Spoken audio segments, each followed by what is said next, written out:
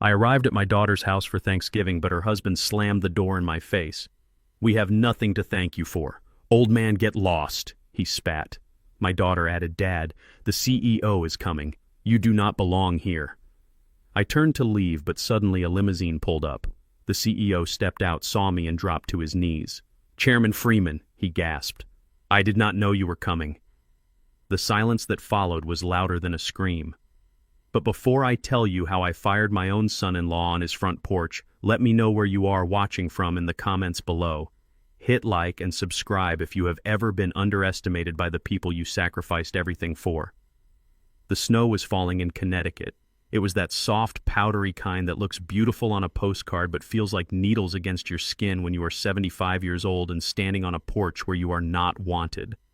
I adjusted my grip on the Tupperware container. It was still warm. Inside was a sweet potato pie. It was not just any pie. It was my late wife Lucille's recipe, the one with the extra nutmeg and the brown sugar crumble on top. The one she used to make every Thanksgiving before the cancer took her. I had spent 6 hours in my small kitchen peeling potatoes and rolling dough, just hoping that the smell would bring a little bit of her back to our daughter Chloe. I looked at the house. It was a sprawling colonial mansion with white pillars and manicured hedges that were currently frosted with ice. It was a beautiful house, a house that screamed success, a house that shouted to the world that the people living inside had made it.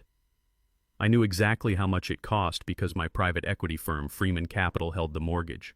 I knew exactly how much the renovations cost because the salary I approved for my son-in-law paid for them, but they did not know that.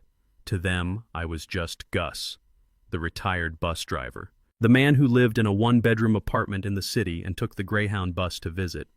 I reached out and pressed the doorbell.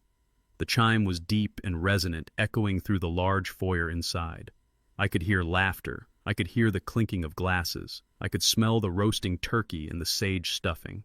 It smelled like family. It smelled like a home I was paying for but was not allowed to enter. I waited. The cold was seeping through the thin soles of my shoes. I stamped my feet, trying to keep the circulation going.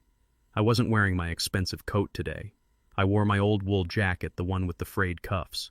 I wore it because it was warm, but also because it was a test. I always tested them. I wanted to see if they loved the father or the wallet. For 5 years, the answer had been disappointing. Today, it would be devastating. The door swung open. It wasn't Chloe. It was Derek, my son-in-law. He was a tall man with slicked back hair and a jawline that he thought made him look powerful but only made him look petulant. He was wearing a novelty apron over his designer shirt. It said, "Kiss the Cook," in bright red letters. He held a glass of expensive scotch in one hand. When he saw me, his smile vanished, instantly replaced by a look of pure, unadulterated annoyance. It was the look you give a solicitor or a stray dog that has wandered onto your lawn. "What are you doing here?" Derek asked. He didn't say hello. He didn't say Happy Thanksgiving. He blocked the doorway with his body, his elbow resting on the frame, effectively barring me from stepping inside. "I came for dinner, Derek," I said, my voice raspy from the cold air. "I brought the pie. Chloe loves the pie." Derek looked at the Tupperware container in my hands with disdain. He took a sip of his scotch, his eyes narrowing. "We didn't invite you, Gus," he said, his voice flat and cold. "I thought Chloe made that clear when she called you last week." "She called and said you were busy," I said. "She didn't say I wasn't welcome." "It is Thanksgiving, Derek. Families are supposed to be together." Derek laughed. It was a short, sharp sound devoid of any humor. "Family," he repeated. "Look at you, Gus. Just look at you." He gestured at my coat, at my worn shoes, at the snow collecting on my hat. "You look like a vagrant," he said. "You look like someone who sleeps on a park bench. Do you have any idea who is coming to dinner tonight?" I shook my head slowly. I assumed it was just family. Derek leaned forward, the smell of expensive alcohol on his breath. "Mr. Harrington is coming," he whispered, as if speaking the name of a deity. "The CEO of the company, my boss. The man who decides if I get the vice president promotion next month. He is bringing his wife. They are billionaires, Gus, real billionaires, not people who scrape by on a pension. I knew Harrington. I had hired him 10 years ago. I had taught him how to read a balance sheet. I was the one who suggested he take over the day-to-day operations so I could retire to the shadows. But I didn't say that. I just stood there holding my warm pie. "So you are ashamed of me?" I asked quietly. It is not about shame, Derek snapped, losing his patience. It is about optics. It is about fitting in. You don't fit in, Gus. You never have. You sit there and tell your boring stories about the old days, and you chew with your mouth open, and you wear clothes from Goodwill. I can't have you ruining the vibe. I can't have Harrington thinking I come from this. He waved his hand at me, encompassing my entire existence in a gesture of dismissal. This is a high-stakes dinner, old man. I have spent 6 months courting Harrington. I have spent $10,000 on wine alone. I am not going to let you wreck it with your sweet potato pie and your poverty. I felt a tightening in my chest. It wasn't the cold, it was the heartbreak. I had approved Derek's bonus last year so he could buy this house. I had approved his raise so he could buy that car in the driveway. I had given him everything he had, and he was using it to build a wall to keep me out. I just want to see my daughter, I said, trying to keep my dignity. I will stay in the kitchen. I won't talk to your boss. I just want to give her the pie and wish her a happy Thanksgiving. No, Derek said loud enough to be heard inside. Who is it, honey? A voice called out. It was Chloe. She appeared behind Derek, peering over his shoulder. She looked stunning. She was wearing a red velvet dress and diamond earrings. Earrings I knew Derek couldn't afford on his salary alone. When she saw me, her face fell. She didn't look happy. She looked panicked. Dad, she said. Oh, God. Dad, what are you doing here? I came to bring you this, I said, lifting the pie slightly. It is Mom's recipe. I made it this morning. Chloe looked at the pie, then she looked at Derek. She saw the anger in her husband's eyes. She saw the ultimatum written on his face. She had to choose, the father who raised her or the husband who controlled her social status. She chose. Dad, you have to go, she said, her voice high and tight. You can't be here. Not tonight. But it is Thanksgiving, Chloe, I said. I am all alone. I know, she said, and for a second I saw a flicker of guilt, but she crushed it instantly. I know, but... Look at you, Dad. You are dripping on the porch. You are making a mess. Mr. Harrington will be here any minute. His limo is literally 5 minutes away. So I am a dirty secret, I asked. Don't be dramatic, Derek interrupted, stepping forward aggressively. You are not a secret. You are a nuisance. Now get off my property before the guests arrive. I don't want Harrington seeing a beggar on my doorstep. He reached out and shoved me. It wasn't a hard shove, but it was enough. I was 75 years old. The porch was icy. I stumbled back, my heel catching on the welcome mat. I tried to regain my balance, but my hands were full. I fell. I hit the cold concrete hard. My hips slammed against the stone. But the worst sound wasn't my bones hitting the ground. It was the sound of the Tupperware cracking. The lid popped off. The pie, my Lucille's pie, flew out. It landed face down on the dirty, wet doormat. The golden crust shattered. The sweet orange filling splattered across Derek's polished leather shoes. Derek looked down at his shoes. His face turned a shade of purple I had never seen before.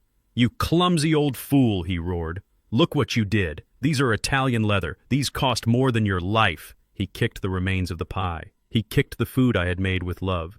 He kicked it off the porch into the snow. Dad, are you okay? Chloe asked, taking a half step forward. Don't touch him.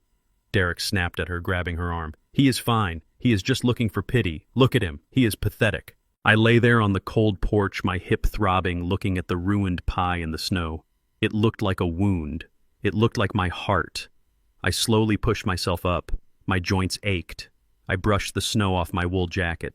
I didn't look at Chloe. I couldn't bear to see the shame in her eyes, not for me, but of me. I looked at Derek. I looked him dead in the eye. You destroyed the pie, I said, my voice low and steady. I should destroy you, Derek spat. Get lost. Get out of here. If I see you when Harrington arrives, I will call the police and have you arrested for trespassing. I mean it, Gus. You are dead to us. He grabbed the door handle. Chloe, I said, looking at my daughter one last time. Is this what you want? Chloe looked at the pie in the snow. She looked at her husband. She looked at the warm house behind her. Just go, Dad, she whispered. Please, just go. Derek slammed the door. The sound echoed like a gunshot in the quiet suburban street. I stood there staring at the heavy wooden door. I stood there shivering. I walked down the steps. I walked past the pie that was already freezing in the snow. I walked down the long driveway. I reached the sidewalk just as a long black limousine turned the corner. It moved slowly, gracefully like a shark in dark water. It pulled up to the curb right in front of me. The driver got out and opened the rear door. A man stepped out. He was tall, distinguished, with silver hair and a coat that cost as much as a small house. It was Harrington. He adjusted his scarf, looking toward the house, expecting a warm welcome. Then he turned and saw me standing there in the snow, brushing dirt off my knees. He froze. His eyes went wide. He looked at my face, then at the house, then back to me. He ignored the snow. He ignored the cold. He dropped his cane and fell to his knees right there on the sidewalk. "Chairman Freeman," he gasped, his voice trembling with shock. "Chairman, what are you doing out here?" I looked at Harrington. I looked at the house where my daughter and her husband were frantically cleaning pie off a shoe. I smiled. It was a cold smile. "Get up, Harrington," I said. "We have work to do." "Work, sir? On Thanksgiving?" "Yes," I said, brushing the last of the snow from my shoulder. "I am firing someone, and I need a witness." The sound of the plastic container cracking against the frozen stone of the porch was a noise that would haunt me for the rest of my life. It was a sharp snap followed by the wet slosh of sweet potato filling hitting the welcome mat. That mat had the word "Welcome" written in elegant cursive script. But as the steam rose from the ruined pie into the biting winter air, I knew that word was a lie. I stood there shivering, not just from the wind that whipped around the columns of the mansion, but from the shock of Derek's violence. I looked down at the mess. That was Lucille's recipe. It was the last connection I had to the woman who had built this family with me, and now it was just orange slush, freezing on the doorstep of ungratefulness. Then I heard the rapid click of heels on the hardwood floor inside. The sound was frantic. A moment later, Chloe appeared in the doorway. She pushed past Derek, not to help me, but to inspect the damage to her property. My breath caught in my throat. My daughter looked like a queen. She was wearing a floor-length emerald green evening gown that hugged her figure, a dress I knew cost $4,000 because I had seen the charge on the supplementary credit card I allowed her to keep. Her hair was swept up in an intricate bun secured with diamond pins, and her neck was adorned with a necklace that sparkled under the porch lights. She was breathtaking. She was everything I had worked 40 years to make her. For a split second, just a heartbeat, I let myself hope. I let myself believe that the little girl I used to carry on my shoulders would see her father standing in the snow, pushed down by her husband, and she would be outraged. I waited for her to scream at Derek. I waited for her to rush to me to take my cold hands in hers and apologize. I waited for the daughter who used to cry when she scraped her knee to show me the mercy I had always shown her. But Chloe did not look at me. She looked at the pie. Her eyes went wide with horror. Not horror at the violence, but horror at the aesthetic violation of her entryway. "Oh my God," she gasped, pressing a manicured hand to her chest. "The mat. The custom mat. It is ruined." She finally looked up at me, but there was no love in her eyes. There was only irritation, the kind of irritation you feel when a waiter spills water on your table or when a pigeon lands too close to you in the park. She looked at my old wool coat with the fraying cuffs. She looked at my worn-out boots that were wet with slush. She looked at my face, which was red from the wind and lined with age. "Dad!" She hissed, her voice a whisper of venom. "Look what you did. You made a mess." "I did not do this, Chloe," I said, my voice trembling. Derek pushed me. He threw the pie. Chloe didn't even glance at her husband. She didn't care about the cause, she only cared about the effect. "It does not matter how it happened," she snapped. "It is there. It is orange, and it is ugly, and it is right where my guests are going to walk in 20 minutes. Why do you always have to be so clumsy? Why do you always have to ruin things?" Ruin things. I had built the scholarship fund that sent her to Yale. I had bought the car she learned to drive in. I had paid for the wedding where she danced with me for 3 minutes before ignoring me for the rest of the night. "I just wanted to bring you something," I said. "It is Thanksgiving. It is your mother's recipe." "We have a caterer, Dad," she said, rolling her eyes. "We have a 5-star chef in the kitchen right now preparing a heritage turkey and truffle mashed potatoes. We do not need a soggy pie in a plastic tub. We are not living in the projects anymore." The words cut deeper than the cold. She was ashamed of where she came from. She was ashamed of the sweet potatoes that had fed us when we had nothing. She took a step closer, but she didn't cross the threshold. She stayed in the warmth of the foyer, framing herself against the golden light like a portrait I wasn't allowed to touch.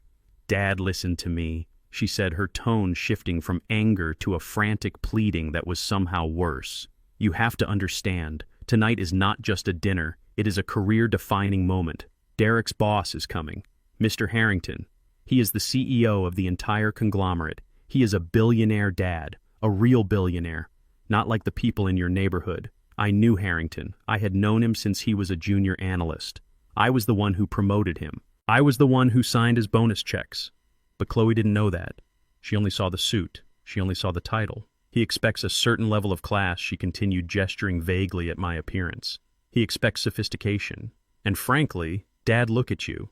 She looked me up and down, her gaze traveling over my clothes like a scanner detecting defects. You look like you just walked off a construction site, she said. That coat is 20 years old.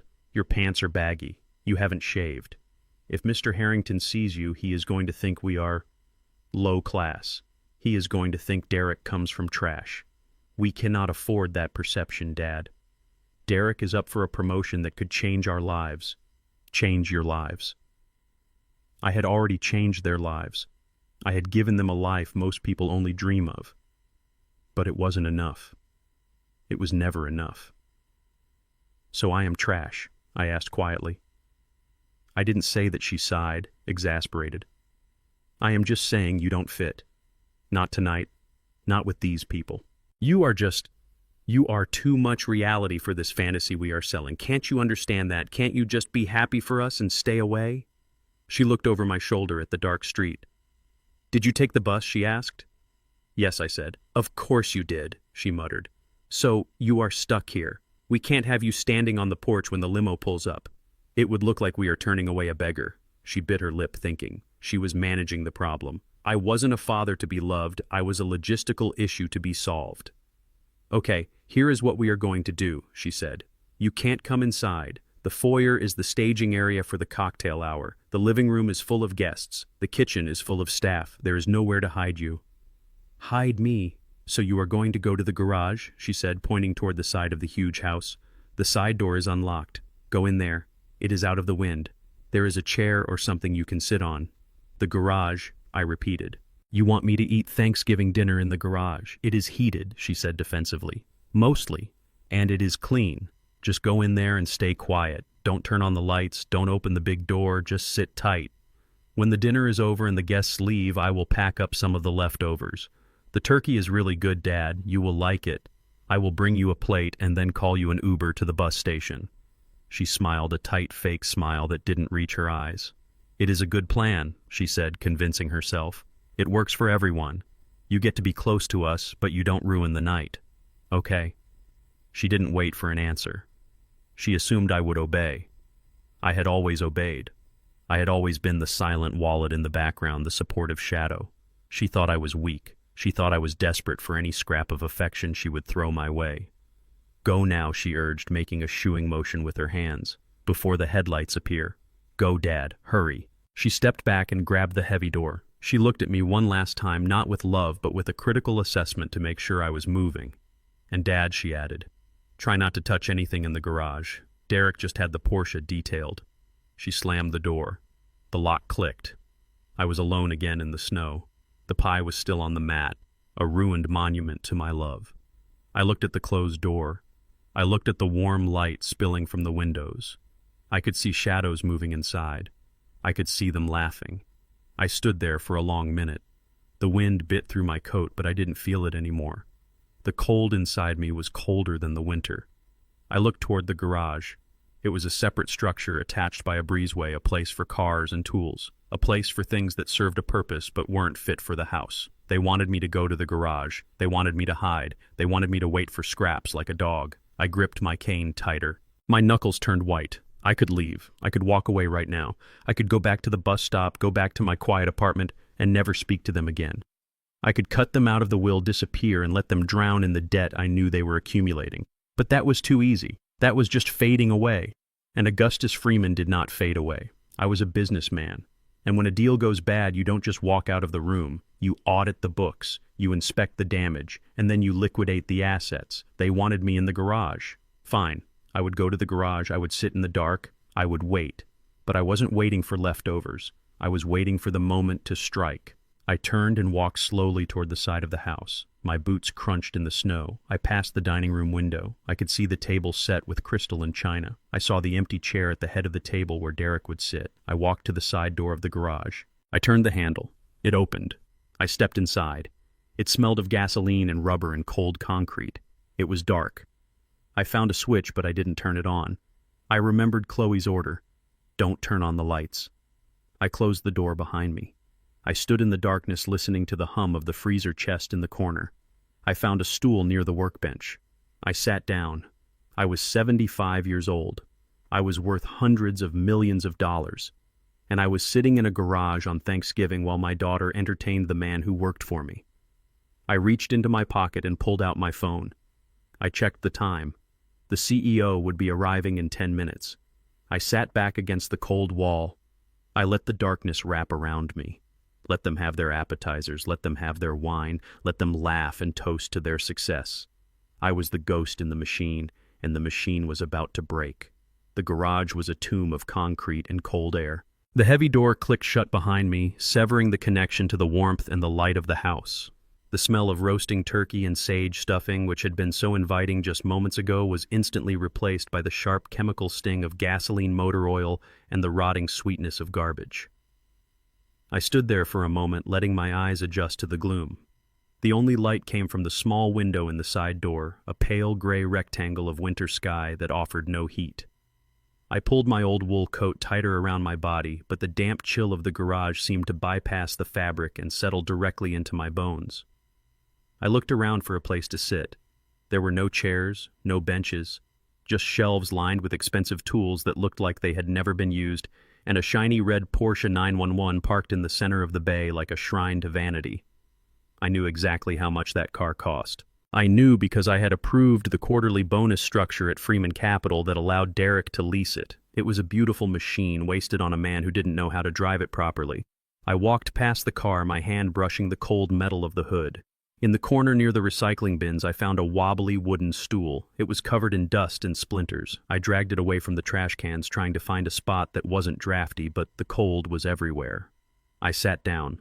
My knees popped a sound that seemed too loud in the silence. I rested my hands on my lap and looked at the wall. This was my Thanksgiving.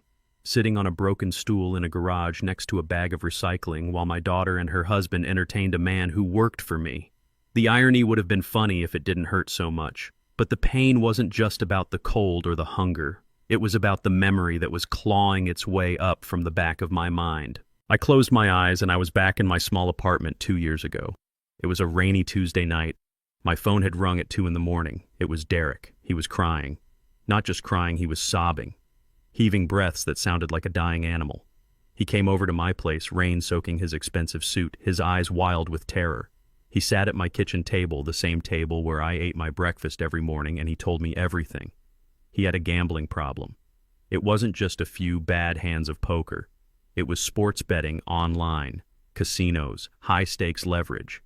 He was in the hole, deep, $85,000 deep, and the people he owed weren't banks. They were people who broke legs for a living. He told me they were going to hurt him. He told me they were going to come to the house. He told me Chloe was going to leave him if she found out. He grabbed my hand that night, his palms sweaty and cold. Please, Gus, he had begged. Please don't let Chloe know. She will divorce me. She will take everything. I love her, Gus. I made a mistake. A terrible mistake. I just need a lifeline. I looked at him then. I didn't see a son-in-law I liked. I saw a weak man, a man who chased shortcuts. But I also saw my daughter's husband. I saw the man she loved. If I let him fall, it would break her heart. It would destroy the life she thought she was building. I couldn't do that to her. I couldn't let her world collapse because he was a fool. So I stood up. I went to my bedroom. I pulled a checkbook from my safe. Not the one I used for groceries, the one from my private trust. I wrote a check for $85,000. I handed it to him. I didn't ask for a repayment plan. I didn't ask for interest. I just asked for his word. Fix this, I had told him, and never do it again. Make my daughter happy. That is your repayment. He had fallen to his knees that night. He had kissed my hand. He had sworn on his mother's grave that I was his savior, that he would never forget what I did. He told me I was the greatest man he had ever known. I opened my eyes and looked around the garage. 2 years later, the savior was sitting next to the garbage. The greatest man he had ever known was being hidden away like a dirty secret because he didn't match the decor. He had taken my money, he had saved his legs and his marriage, and then he had rewritten history in his head. He had convinced himself that he was a self-made man, and that I was just an old relic to be discarded. He never told Chloe. He let her believe he was perfect. He let her believe I was just a retired bus driver with a small pension. The sound of the door opening snapped me out of my memories. A wedge of golden light sliced across the concrete floor, blinding me for a second. Derek stepped into the garage. He wasn't wearing his Kiss the Cook apron anymore. He had taken it off to reveal his crisp white shirt and silk tie. He looked polished. He looked successful. He looked like a lie. He was moving fast, frantic, his eyes darting around the shelves. He wasn't looking for me. He was looking for wine.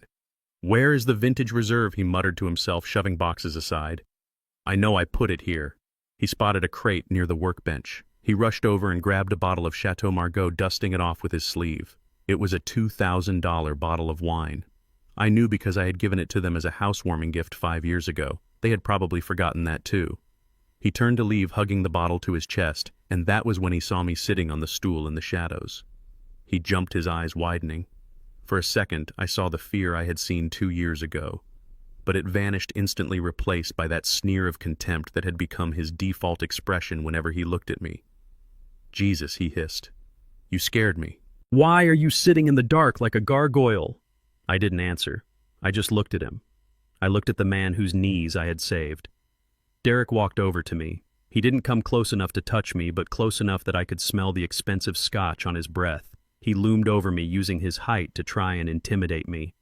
"Listen to me, old man," he said, his voice a low growl. "We are about to sit down for dinner. Mr. Harrington and his wife are pulling into the driveway any second now. This is the most important night of my career. Do you understand that?" I nodded slowly. "I understand, Derek." "Good," he said.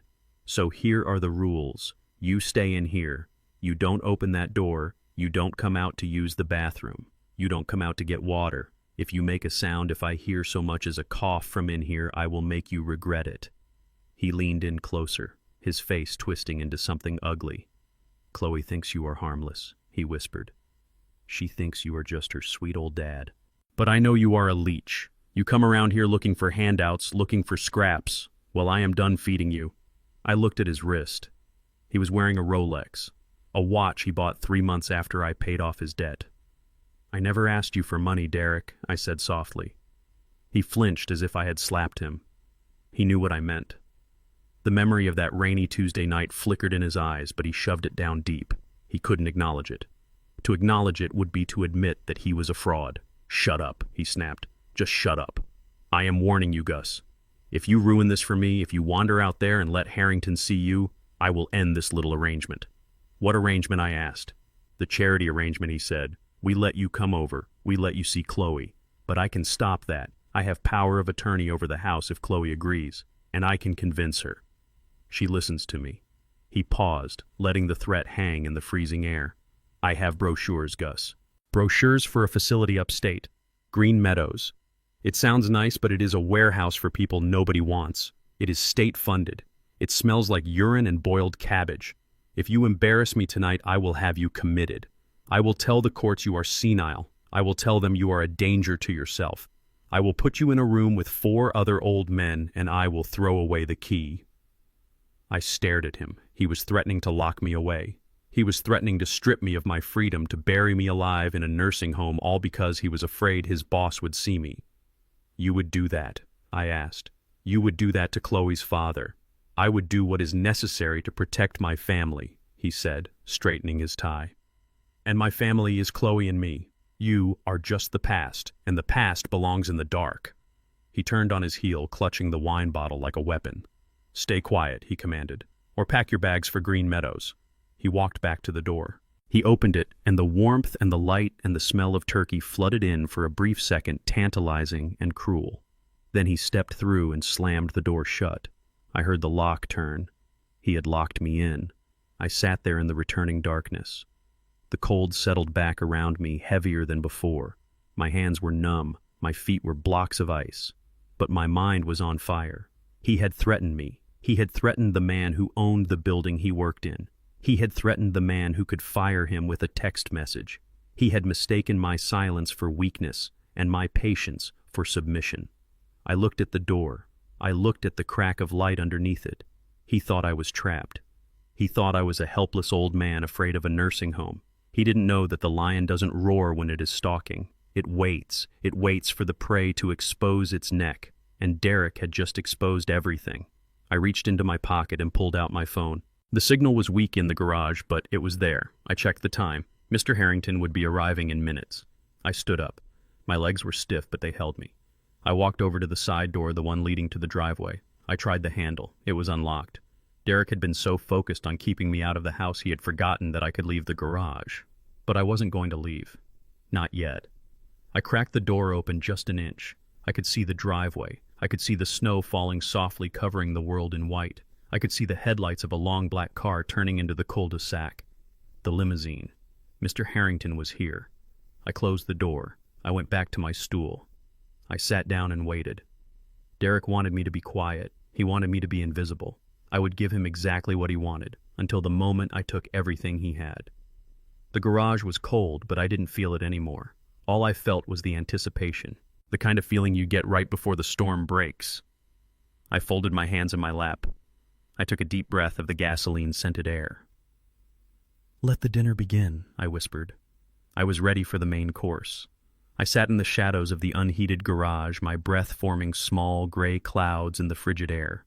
The only light came from the single dusty window that faced the driveway, and through it, I watched the theater of my daughter's life play out. My knees ached from the cold, and my stomach rumbled a reminder of the sweet potato pie that lay ruined in the snow just a few yards away. I was sitting on a plastic bucket surrounded by oil stains and rusted tools while inside my family prepared to feast. It was a stark contrast to the boardrooms I usually commanded, but I stayed quiet. I stayed invisible. I needed to see just how far they would go. Then the headlights swept across the garage door, blinding me for a moment. A long, sleek black limousine turned into the driveway, its tires crunching softly on the fresh snow. It was a Lincoln Continental, stretched and polished until it looked like a black mirror. This was it. The arrival of the Messiah, the man Derek had been sweating over for weeks. I watched as the front door of the house flew open. Derek and Chloe didn't just walk out, they rushed out. Derek wasn't wearing a coat despite the freezing temperature. He wanted to show his eagerness, his subservience. He ran down the steps, his expensive dress shoes slipping slightly on the ice, but he recovered quickly, desperate to reach the car door before the driver could. Chloe followed him, smoothing her dress, checking her hair, her face arranged into a mask of perfect welcoming delight. She looked beautiful, and that hurt more than the cold. She looked like the daughter I had raised to be a queen, but she was acting like a court jester. The driver, a stoic man in a black cap, opened the rear door. A leg emerged, first clad in charcoal wool trousers and a shoe that I recognized immediately as a bespoke Oxford, likely hand-stitched in London. Then Mr. Harrington stepped out. He was a man who carried his authority like a second skin. He was in his 60s with silver hair combed back and a face that was lined with the kind of wisdom you only get from navigating high-stakes markets for 40 years. He wore a camel haircoat that probably cost more than Derek's car. In his hand he held a wooden box. It wasn't just a box, it was mahogany with brass hinges. I leaned closer to the dirty glass of the garage window. I knew what was in that box. Derek practically bowed. "Welcome, sir," he said, his voice pitching higher than usual. "Welcome to our humble home. We are so honored you could make it." Harrington smiled a polite, practiced smile. He shook Derek's hand, but I noticed he didn't take off his leather glove. "Thank you," Derek Harrington said, his voice deep and resonant, carrying through the thin garage door. "It is good of you to host us on such a holiday." Chloe stepped forward, executing a clumsy curtsy that made me wince. "We are the ones who are grateful, Mr. Harrington," she gushed. "Please come inside. It is freezing out here." Harrington nodded, but he didn't move toward the house immediately. He turned and reached back into the car, helping his wife, a petite woman in a fur coat, out onto the driveway. Then he lifted the wooden box slightly. "I brought a little something for the table," Harrington said. "A 1982 Chateau Margaux. I hope it pairs well with turkey." Derek's eyes bulged. I could see the greed flare in them, even from 20 feet away. That was a $5,000 bottle of wine. A legendary vintage. It was the kind of wine you drank when you closed a merger, not when you were trying to impress a boss you secretly despised. "Oh, sir, you shouldn't have," Derek stammered, reaching out to take the box as if it were the Holy Grail. This is too generous." "Nonsense," Harrington said. "Good wine is meant to be shared with good people." Derek clutched the box to his chest. "You are right, sir. And we have only the best people here tonight. I curated the guest list personally. Only the most elite. The movers and shakers. No riffraff, no dead weight. Just the people who matter. No riffraff, no dead weight." I sat on my bucket in the freezing garage and felt the words hit me like physical blows. I was the riffraff. I was the dead weight. The man who had signed the checks that kept his company afloat, the man who owned the controlling interest in his future, was currently being classified as debris to be swept aside. Harrington frowned slightly. It was a micro-expression, a tightening of the corners of his eyes that only someone who knew him well would catch. I knew him well. He didn't like snobbery. He valued character over status. Elite Harrington repeated, testing the word. "That is interesting. I have always found that Thanksgiving is about family, not status." Derek missed the cue completely. He laughed, a nervous braying sound. "Of course family. But you know what I mean, sir. Successful family. People who contribute." Harrington looked at the house, then back at Derek. He seemed to be looking for something or someone. "Speaking of family," Harrington said, his voice casual but probing. "I recall you mentioning your wife's father lives in the area. Mr. Freeman, is it?" My heart hammered against my ribs. He remembered. Years ago at a company gala, I had briefly met Harrington while incognito. I had introduced myself simply as Gus. We had talked about fishing for 20 minutes. He didn't know I was his boss, but he remembered the man. "Is he joining us tonight?" Harrington asked. I have always had a deep admiration for the older generation. They built the foundations we stand on. I would love to shake his hand. The air in the driveway seemed to freeze. Derek went rigid. Chloe stopped smiling. This was the moment. The crossroads. All they had to do was say yes. All they had to do was say, "He is here. He is just freshening up." They could have come to the garage. They could have apologized. They could have brought me in. I would have forgiven them. I would have played the part of the eccentric old father. I would have saved them. But they were too deep in their lie. They were too ashamed of the man in the wool coat. Chloe stepped forward, linking her arm through Harrington's, trying to steer him toward the door and away from the question. "Oh, Mr. Harrington," she said, her voice dropping to a whisper of performative sadness. "It is so kind of you to ask. We wanted him here. We really did." "So where is he?" Harrington asked, stopping his forward motion. Chloe looked down at her shoes, then up at Harrington, her eyes shining with fake tears. She was a better actress than I ever gave her credit for. "My father, he isn't well," she lied. Her voice trembled perfectly. His mind isn't what it used to be. He has advanced dementia, sir." I gripped the edge of the workbench, my fingernails digging into the wood. Dementia. She was declaring me incompetent. She was erasing my mind to cover her tracks. "Oh dear," Harrington said, his tone softening with genuine sympathy. "I am so sorry to hear that." "It has been very hard on us," Derek chimed in, shaking his head solemnly. "He gets violent. He gets confused. He doesn't recognize us anymore. He doesn't know who he is. I know exactly who I am, Derek. I thought my rage burning hot enough to melt the snow on the roof. I am the man who paid for your wedding. I am the man who paid off your gambling debts. And I am the man who is going to fire you." "So where is he now?" Harrington asked. "He is in a facility," Chloe said quickly. "A very nice nursing home. Shady Pines. It is the best place for him. He needs 24-hour care. If we brought him here, with the noise and the people, he would just be terrified. It would be cruel. Cruel. Putting me in a garage was cruel. Throwing my pie in the snow was cruel. Telling the world I was senile so you didn't have to admit you were ashamed of me was the height of cruelty." "I see," Harrington said. "That is a tragedy. I was looking forward to meeting him." "Maybe another time," Derek said, guiding him up the steps, "when he is having a good day. But tonight, let's focus on the future. Let's focus on the partnership." "Yes," Harrington said, though he sounded distracted.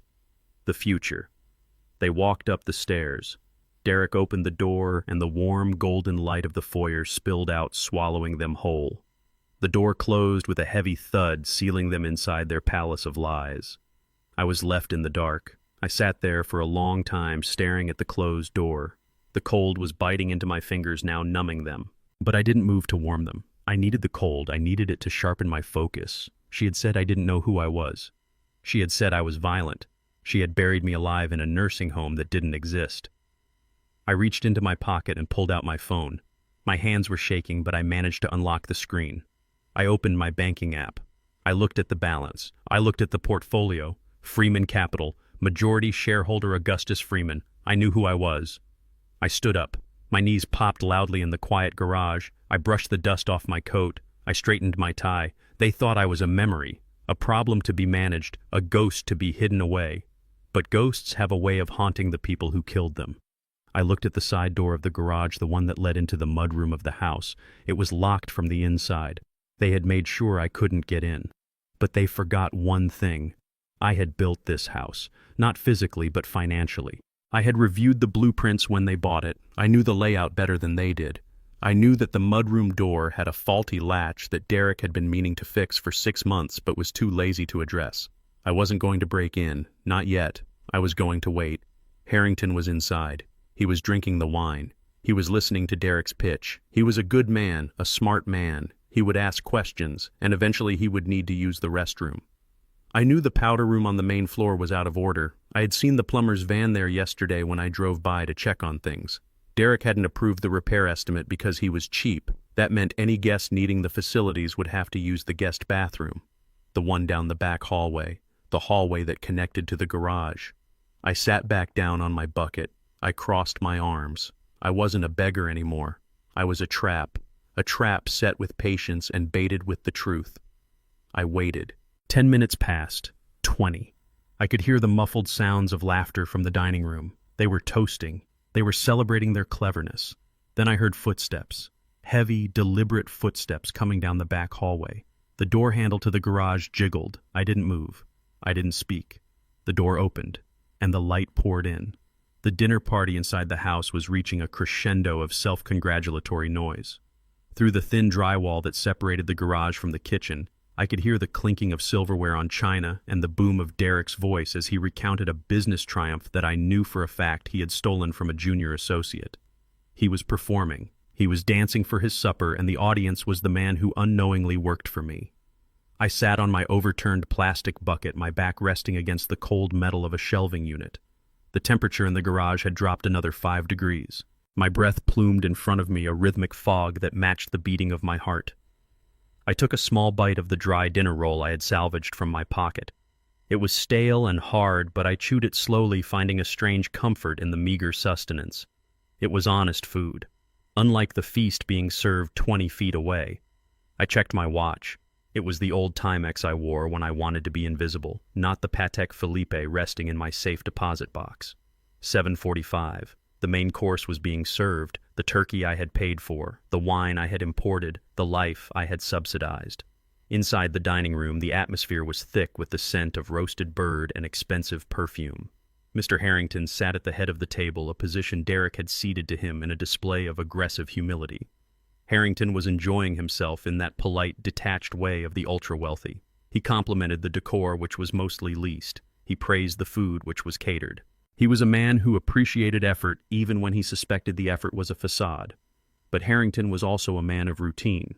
He was meticulous, and after 2 glasses of sparkling water and a glass of the appetizer's white wine, nature made its inevitable demand. I heard the conversation lull through the vent. "Derek, if you would excuse me." Harrington's deep baritone rumbled. "I need to wash my hands." Panic. I could feel the sudden spike in tension through the wall. I knew why. The downstairs powder room, the one with the marble vanity and the gold faucets, was out of order. It had been leaking for 3 weeks. Derek had refused to call a plumber, claiming he could fix it himself to save money. He never did. He had simply locked the door and hung an out-of-order sign on the handle, a perfect metaphor for his entire life. Broken behind a gilded door. "Oh, of course," Sir Derek stammered, his smooth salesman facade cracking slightly. "The main powder room is... well, we are having the marble resurfaced. It is currently sealed off." He was lying effortlessly. But we have a guest facility down the hall. Derek continued, quickly pointing toward the back of the house. Just go past the kitchen through the mudroom hallway. It is the second door on the left. It is private. Very private. The second door on the left was the laundry room bathroom. It was small, functional, and clean enough, but it was in the service wing of the house. The hallway leading to it was also the hallway that led to the garage. Thank you, Harrington said. I will find my way. Allow me to escort you. Chloe offered her chair, scraping back. No, please, Harrington insisted, waving a hand. Stay. Enjoy your meal. I am perfectly capable of navigating a hallway. Besides, I want to grab that bottle of Chateau Margaux I brought. I left it on the sideboard in the hallway to breathe, but I think it needs decanting now. I prefer to handle the cork myself, if you do not mind. It is a delicate vintage. Of course, Sir Derek said. The decanter is in the kitchen. Just straight back. I heard the heavy footsteps of a man who commanded thousands of employees walking across the hardwood floors. They grew louder as he left the dining room and entered the tiled kitchen. Then the sound changed to the hollow echo of the back corridor. I sat up straighter on my bucket. I brushed the crumbs from my lap. I knew that hallway. There were 3 doors, the pantry, the laundry room, and the garage. Harrington was walking toward me. He was carrying the bottle, the $5,000 bottle of wine. He was likely looking for the kitchen or the bathroom, but in a house he didn't know, all doors looked the same. The footsteps stopped. He was right outside the garage door. I held my breath. The doorknob turned. It wasn't the bathroom. He had made a mistake. A simple human error that was about to shatter my son-in-law's universe. The door swung open. The sudden influx of light from the hallway was blinding compared to the gloom of the garage. I squinted, raising a hand to shield my eyes. The silhouette of a tall, broad-shouldered man filled the frame. He was holding a bottle of wine by the neck like a club. He took a step inside, expecting tiles and a sink. Instead, his Italian leather shoe landed on oil-stained concrete. He froze. The smell of gasoline and garbage hit him. He blinked his eyes, adjusting to the darkness. He looked around confused. He saw the luxury sedan parked a few feet away. He saw the stacks of cardboard boxes. And then he saw me. I was sitting in the corner, wrapped in my old coat, shivering slightly, my breath misting in the cold air. I held a half-eaten piece of dry bread in one hand. I looked like a squatter. I looked like a beggar who had broken in to escape the winter. Harrington frowned. He took a step closer, squinting. "Excuse me," he said, his voice uncertain. I seemed to be lost. I was looking, and he stopped. He leaned in. The light from the hallway caught my face.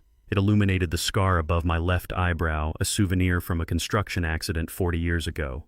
It illuminated my eyes that he had looked into across boardroom tables for a decade, eyes that had approved his hiring, his promotions, his entire career. I didn't look away. I didn't cower. I looked back at him with the calm, steady gaze of the chairman. "Hello, Gerald," I said softly. The name hung in the freezing air. Nobody called him Gerald.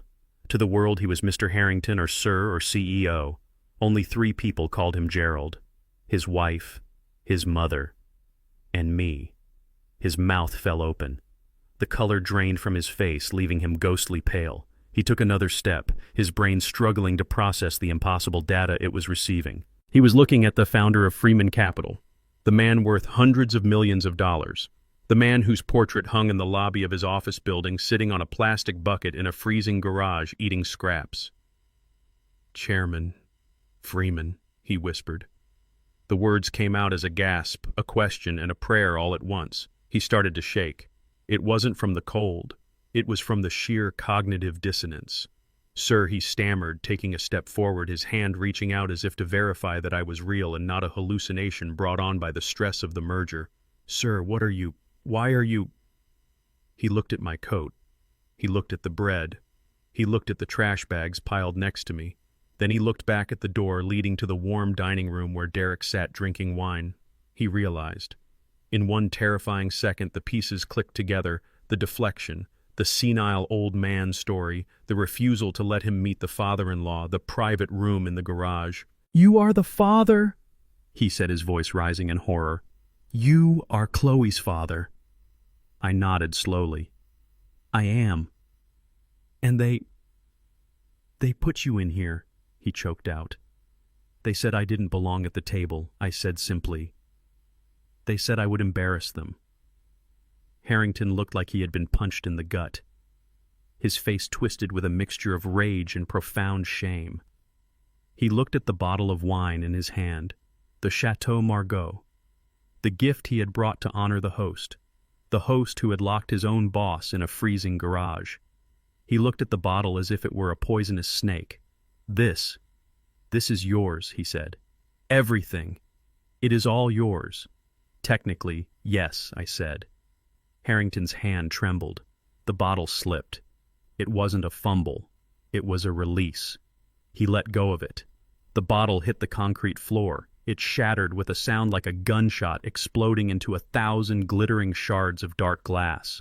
The wine, the deep red vintage that had aged for decades, splashed across the floor, soaking the cuffs of his trousers and staining the oil spots like fresh blood. The smell of expensive grapes and alcohol filled the small room instantly, overpowering the smell of gasoline. Harrington didn't even look down. He didn't care about the wine. He didn't care about his shoes. He dropped to his knees. He fell to the dirty concrete floor right in the puddle of wine and glass, ignoring the sharp fragments that must have been biting into his skin. He bowed his head, his posture one of absolute submission and apology. "Chairman," he whispered, his voice thick with emotion. "I didn't know. I swear to God, Augustus, I didn't know. If I had known you were here, if I had known they were treating you like this, I would have torn this house down with my bare hands." I looked down at him. This was the CEO of a billion-dollar company kneeling in a garage. This was respect. This was loyalty. This was what Derek would never understand. "Stand up, Gerald," I said, my voice gentle but firm. "You are ruining your suit." He looked up, tears in his eyes. "I am ashamed, sir. I am ashamed to be eating their food while you sit in the cold. It is not your fault," I said. "You were a guest, just like me." "I am not a guest," he said, standing up, his jaw set in a hard line. "Not anymore. I am your employee.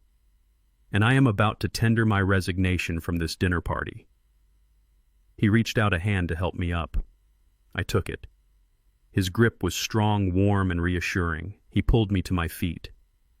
My legs were stiff, but I stood tall. "Are you okay, sir?" he asked, dusting off my coat with his own hands. "Are you hurt?" "My pride is bruised," I said, "but my memory is excellent." Harrington nodded grimly. He looked at the door leading back to the house. The laughter was still drifting down the hallway. Derek and Chloe were still celebrating, oblivious to the bomb that had just gone off in their garage. "What are your orders?" Sir Harrington asked. He stood at attention, waiting for the command. He wasn't asking as a friend. He was asking as a soldier waiting for the general. I brushed the crumbs from my jacket. I straightened my tie. I looked at the door. "I am hungry, Gerald," I said, "and I believe there is a seat open at the head of the table." Harrington smiled. It was a wolf smile, a smile that promised retribution. "After you, Mr. Chairman," he said, holding the door open. I walked past him. I stepped out of the garage. I stepped out of the cold. I stepped into the light of the hallway, the smell of wine and vengeance trailing behind me. I walked toward the dining room. My footsteps were silent on the runner, but the impact of my arrival was going to be deafening. Harrington followed a step behind me, his face set in stone. The tea party was over. The Titan had arrived. The silence in the garage was broken only by the sound of Harrington's heavy breathing. He was still kneeling in the puddle of wine, his head bowed, his shoulders shaking with the weight of his realization.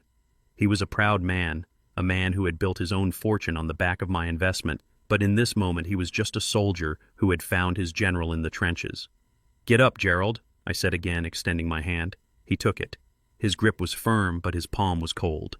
He pulled himself up, wincing as the glass shards ground beneath his knees.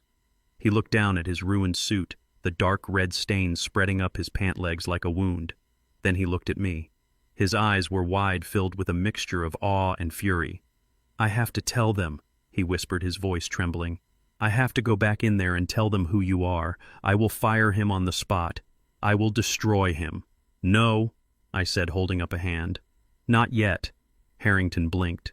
"Sir, if you fire him now, he learns nothing," I said, my voice low and steady. "He will just think he had bad luck. He will think he was a victim of circumstance. I need him to understand exactly why his world is ending. I need him to see the architecture of his own demise." "What do you want me to do?" Harrington asked. Go back inside, I said. Sit down at the table, act like nothing happened. Tell them you dropped the wine. Tell them it was an accident. And you? He asked, looking at my old coat, at the bread in my hand. I am coming with you, I said. Harrington's eyes widened. Sir, they will throw you out. Derek, he is volatile when he is embarrassed. Let him try, I said. I built this company, Gerald. I think I can handle a middle manager with a gambling problem. Harrington straightened his tie.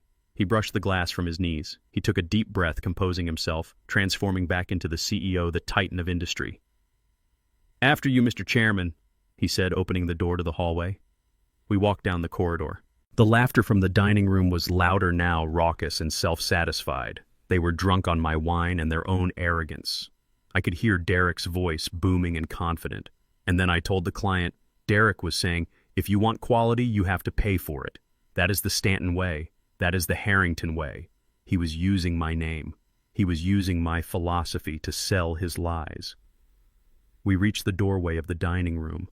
The light was warm and golden, reflecting off the crystal and the silver. The table was laden with food. The turkey was carved. The sides were steaming. Harrington stepped into the room first. Ah, there he is, Derek shouted, raising his glass. The man of the hour. We were just... Mr. Harrington. What happened? The room went silent. Everyone stared at Harrington's pants. They were soaked in red wine, dark and ominous. I had a mishap. Harrington said, his voice tight. The bottle slipped. I am terribly sorry.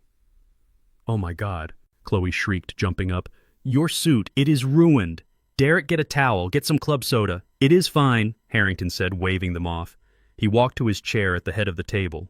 He didn't sit down. He stood there, gripping the back of the chair, his knuckles white. Sir, are you okay? Derek asked, looking confused.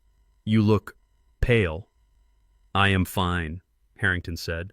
But I found something. Or rather, someone. He looked at the doorway. I stepped into the light. I wasn't hiding anymore. I walked into the dining room with my head high, my old coat open, revealing the simple flannel shirt underneath. I held my cane in one hand and the half-eaten roll in the other. The reaction was instantaneous. Chloe dropped her fork. It clattered onto her china plate with a sharp ping. Her face drained of color. She looked from me to Harrington, then back to me, terror dawning in her eyes. Derek's reaction was different. It was violent. You, he roared, slamming his hand onto the table. What are you doing here? I told you to stay in the garage. He stood up, his chair scraping loudly against the floor. He marched toward me, his face twisted in rage. You old fool, he shouted. You are ruining everything. Look at you. You are filthy. Get out. Get out right now. He reached for me. He was going to grab me. He was going to throw me out physically in front of his boss, in front of his guests. Derek, no! Chloe screamed, standing up. But Derek was past hearing. He was fueled by shame and alcohol. He lunged. Security! He yelled. Call the police. This man is trespassing. His hand was inches from my chest. Stop! The voice was a thunderclap. It didn't come from me. It came from the head of the table. Harrington slammed his fist onto the table so hard the silverware jumped. Do not touch him, Harrington roared. Do not dare lay a hand on him. Derek froze. He looked back at his boss, confused. Sir, Derek stammered. He is just a beggar. He is my wife's father. He is senile. He wandered in from the garage. I am just removing him. He is not a beggar, Harrington said, his voice shaking with suppressed fury. And he is certainly not senile.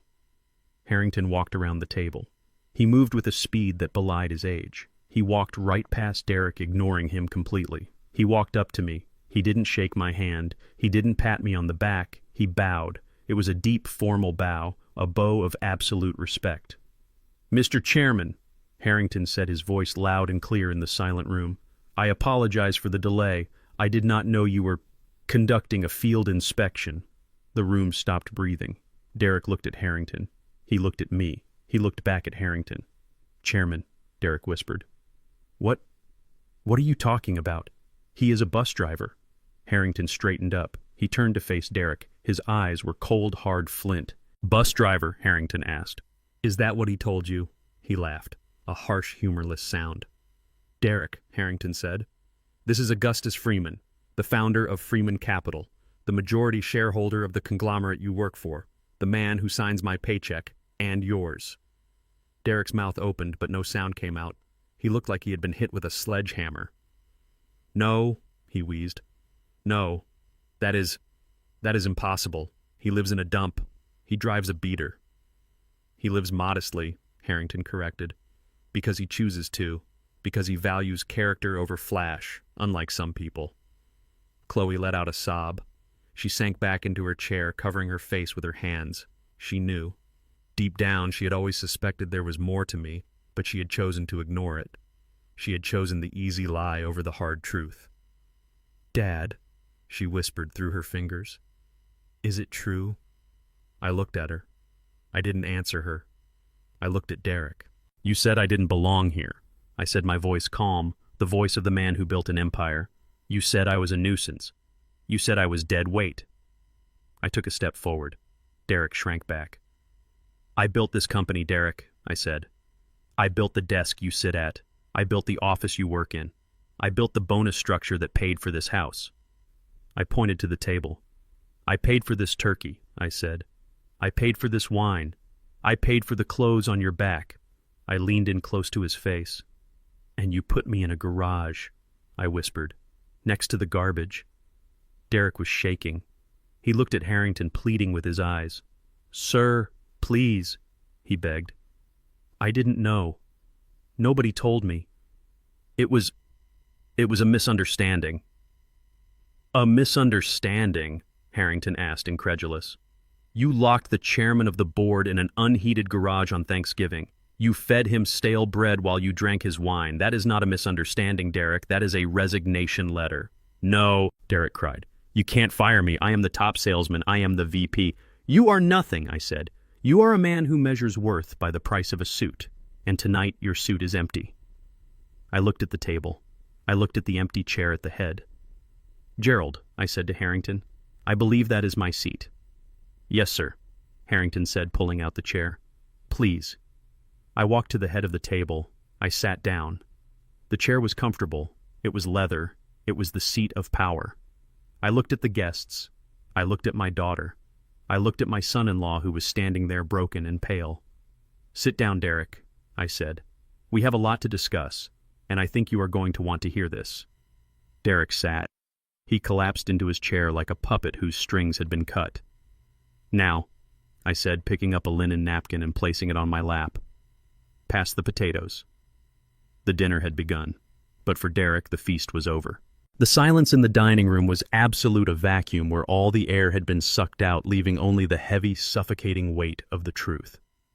Derek Stanton sat frozen in his chair, his mouth slightly open, his eyes darting back and forth between me and Mr. Harrington, as if trying to find the punchline to a joke that wasn't funny.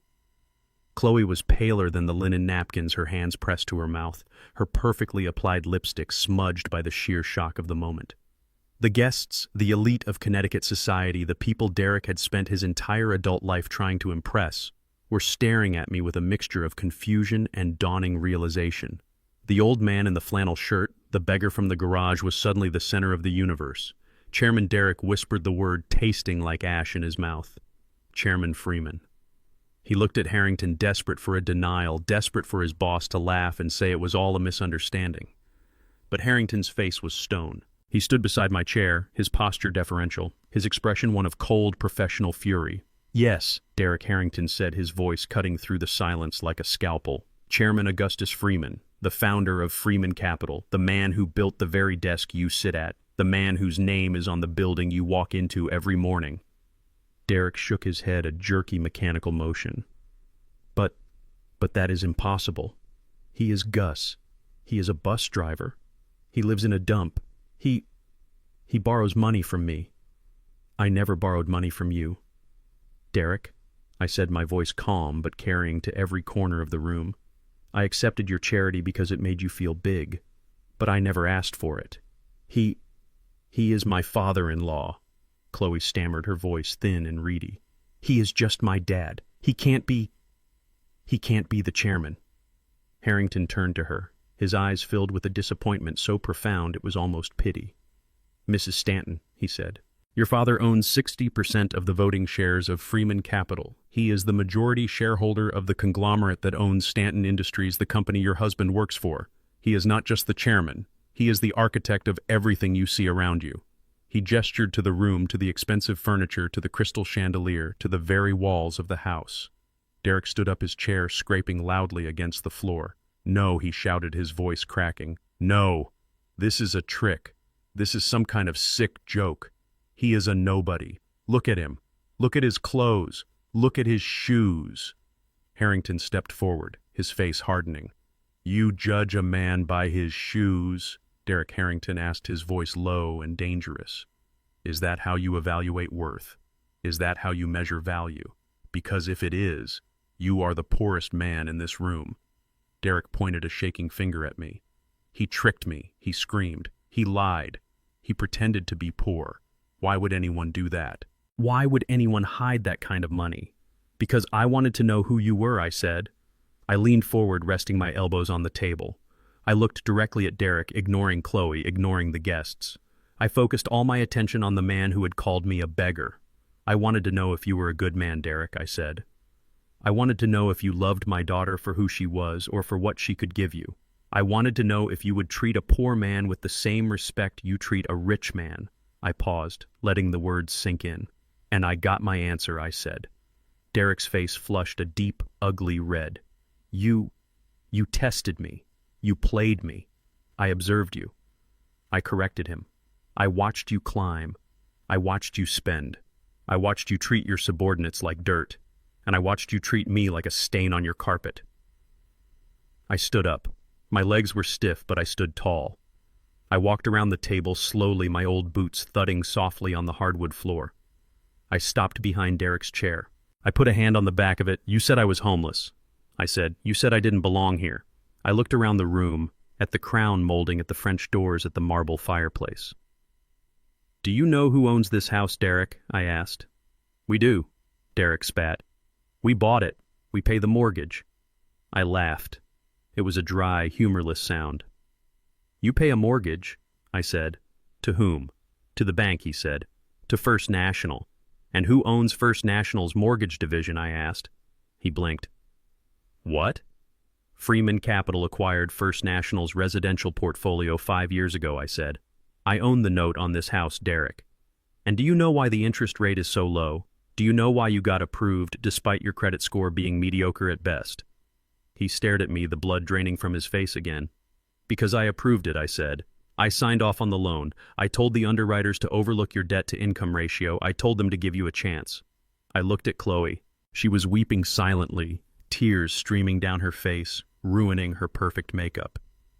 "And the down payment," I continued. "The $100,000 you said was a bonus from work." Chloe looked up, her eyes wide. That was a bonus. It was a gift," I said. "From me. I funneled it through the payroll department as a performance incentive. I wanted you to have a home, Chloe. I wanted you to be safe. You paid for the house," she whispered. "I paid for everything I said. The cars, the vacations, the country club membership. Every time Derek got a bonus, every time he got a raise, it was me. It was me moving money from my account to yours, trying to give you the life you wanted." "Why?" Derek whispered. "Why would you do that?" "Because she is my daughter," I said, pointing at Chloe. "And I loved her. And I hoped that if I gave you enough, if I made your life easy enough, maybe you would stop being so angry. Maybe you would stop being so hungry. Maybe you would learn to be kind." I looked at Harrington. "But I was wrong," I said. "Money doesn't change people, Derek. It just magnifies them. It made you louder. It made you meaner. And it made you blind." I turned back to Derek. "You called me a vagrant tonight," I said. "You put me in a garage. You fed me scraps. I didn't know," Derek shouted, his voice desperate. "I didn't know who you were. That is the point." I roared, my voice filling the room, making the crystal glasses tremble. "You shouldn't have to know who I am to treat me like a human being. You shouldn't need a bank statement to show respect to your father-in-law." I walked back to the head of the table. I looked at the turkey sitting there cold and uncarved. I looked at the wine stain on the floor. "You wanted a VIP guest," I said. "You wanted someone important." I spread my arms. "Well, here I am. I am the chairman of the board. I am the majority shareholder. I am the landlord. And I am the father you betrayed. Is that important enough for you, Derek? The room was silent. No one moved. No one breathed. They were witnessing a dissection, a dismantling of a man's soul. Derek slumped in his chair. He looked small. He looked defeated. But there was still a flicker of defiance in his eyes, a flicker of the con man who thinks he can still talk his way out of the trap. So what he said, his voice sullen. "So you are rich. So what? You tricked us. You lied to us for years. That is sick, Gus. That is twisted. It is protective," I said. "And it is over." I looked at Harrington. "Gerald," I said, "I believe we have some business to discuss." "Yes," Mr. Chairman Harrington said, stepping forward. I looked at Derek. "You are fired," I said. Derek laughed a short, incredulous bark. "You can't fire me. I am the director of sales. I have a contract. I have rights." "Your contract has a morality clause," Harrington said, pulling a document from his inside pocket. "It states that any employee who engages in conduct that brings disrepute to the company or demonstrates a lack of ethical judgment can be terminated immediately with cause. Locking the chairman in a garage constitutes a lack of ethical judgment, I would say," I noted. "And stealing," Harrington added. "Stealing," Derek shouted, standing up. "I never stole anything." Harrington opened a folder he had brought with him. He placed a stack of papers on the table. "These are your expense reports," Derek, Harrington said. "For the last 2 years." Derek went pale. "You have been charging personal expenses to the corporate card," Harrington said. "Dinners, vacations, jewelry. That is client entertainment," Derek stammered. "A trip to Cabo with your mistress is not client entertainment," Harrington said. Mistress Chloe gasped. The room erupted. The guests gasped. Chloe looked at Derek, her eyes wide with shock and betrayal. "Mistress!" she screamed. "You have a mistress!" Derek looked at her, then at Harrington, then at me. He was cornered. He was exposed. It was one time he lied weakly. It was 12 times, Harrington corrected. "And you paid for the hotel rooms with the company card. And you bought her a diamond bracelet with the company card." $20,000, I added. I saw the receipt. Chloe stood up. She grabbed a wine glass full of red wine. She threw it in Derek's face. "You pig!" she screamed. "You lying, cheating pig!" Derek wiped the wine from his eyes. He looked at me with pure hatred. "You did this," he snarled. "You ruined my life." "You ruined your own life, son," I said calmly. I just turned on the lights. I looked at the guests. "I think this dinner is over," I said. "Please leave." The guests didn't need to be told twice. They scrambled for their coats, eager to escape the blast zone. They hurried out the door, whispering and shaking their heads, leaving the Stanton family alone in the ruins of their Thanksgiving. When the last guest had gone, the house was quiet. The only sound was Chloe sobbing at the table. I walked over to her. I put a hand on her shoulder. "Chloe," I said softly. She looked up at me. Her face was streaked with mascara. Her eyes were filled with pain. But I didn't see repentance. I saw anger. "You knew," she whispered. "You knew he was cheating." "I suspected," I said. "The audit confirmed it yesterday." "Why didn't you tell me?" she cried, pulling away from my touch. "Why did you let me live a lie?" "Because you wouldn't have listened," I said. "You were too busy looking at the car. You were too busy looking at the house. You were too busy trying to be Mrs. Stanton. You had to see it for yourself." She looked at Derek, who was sitting at the other end of the table, head in his hands. "Get out," she said to him. Derek looked up. "What?" "Get out of my house," she screamed. "Your house." Derek laughed, a bitter, broken sound. "It isn't your house, Chloe. It is his house." He pointed at me. "He owns it. He owns us. We are just squatters." "He is right, Chloe," I said. "The house belongs to the trust, and the trust has strict rules about occupancy." "Rules?" she asked, wiping her eyes. "Rule number 1, I said. No traitors." I looked at both of them. "You have 1 hour, I said, to pack your things, to get out." "Dad," Chloe pleaded, "you can't be serious. Where will I go?" "I don't know," I said. "Maybe you can go to the garage. It is heated." "Mostly." She flinched. She remembered. "You are kicking me out," she whispered.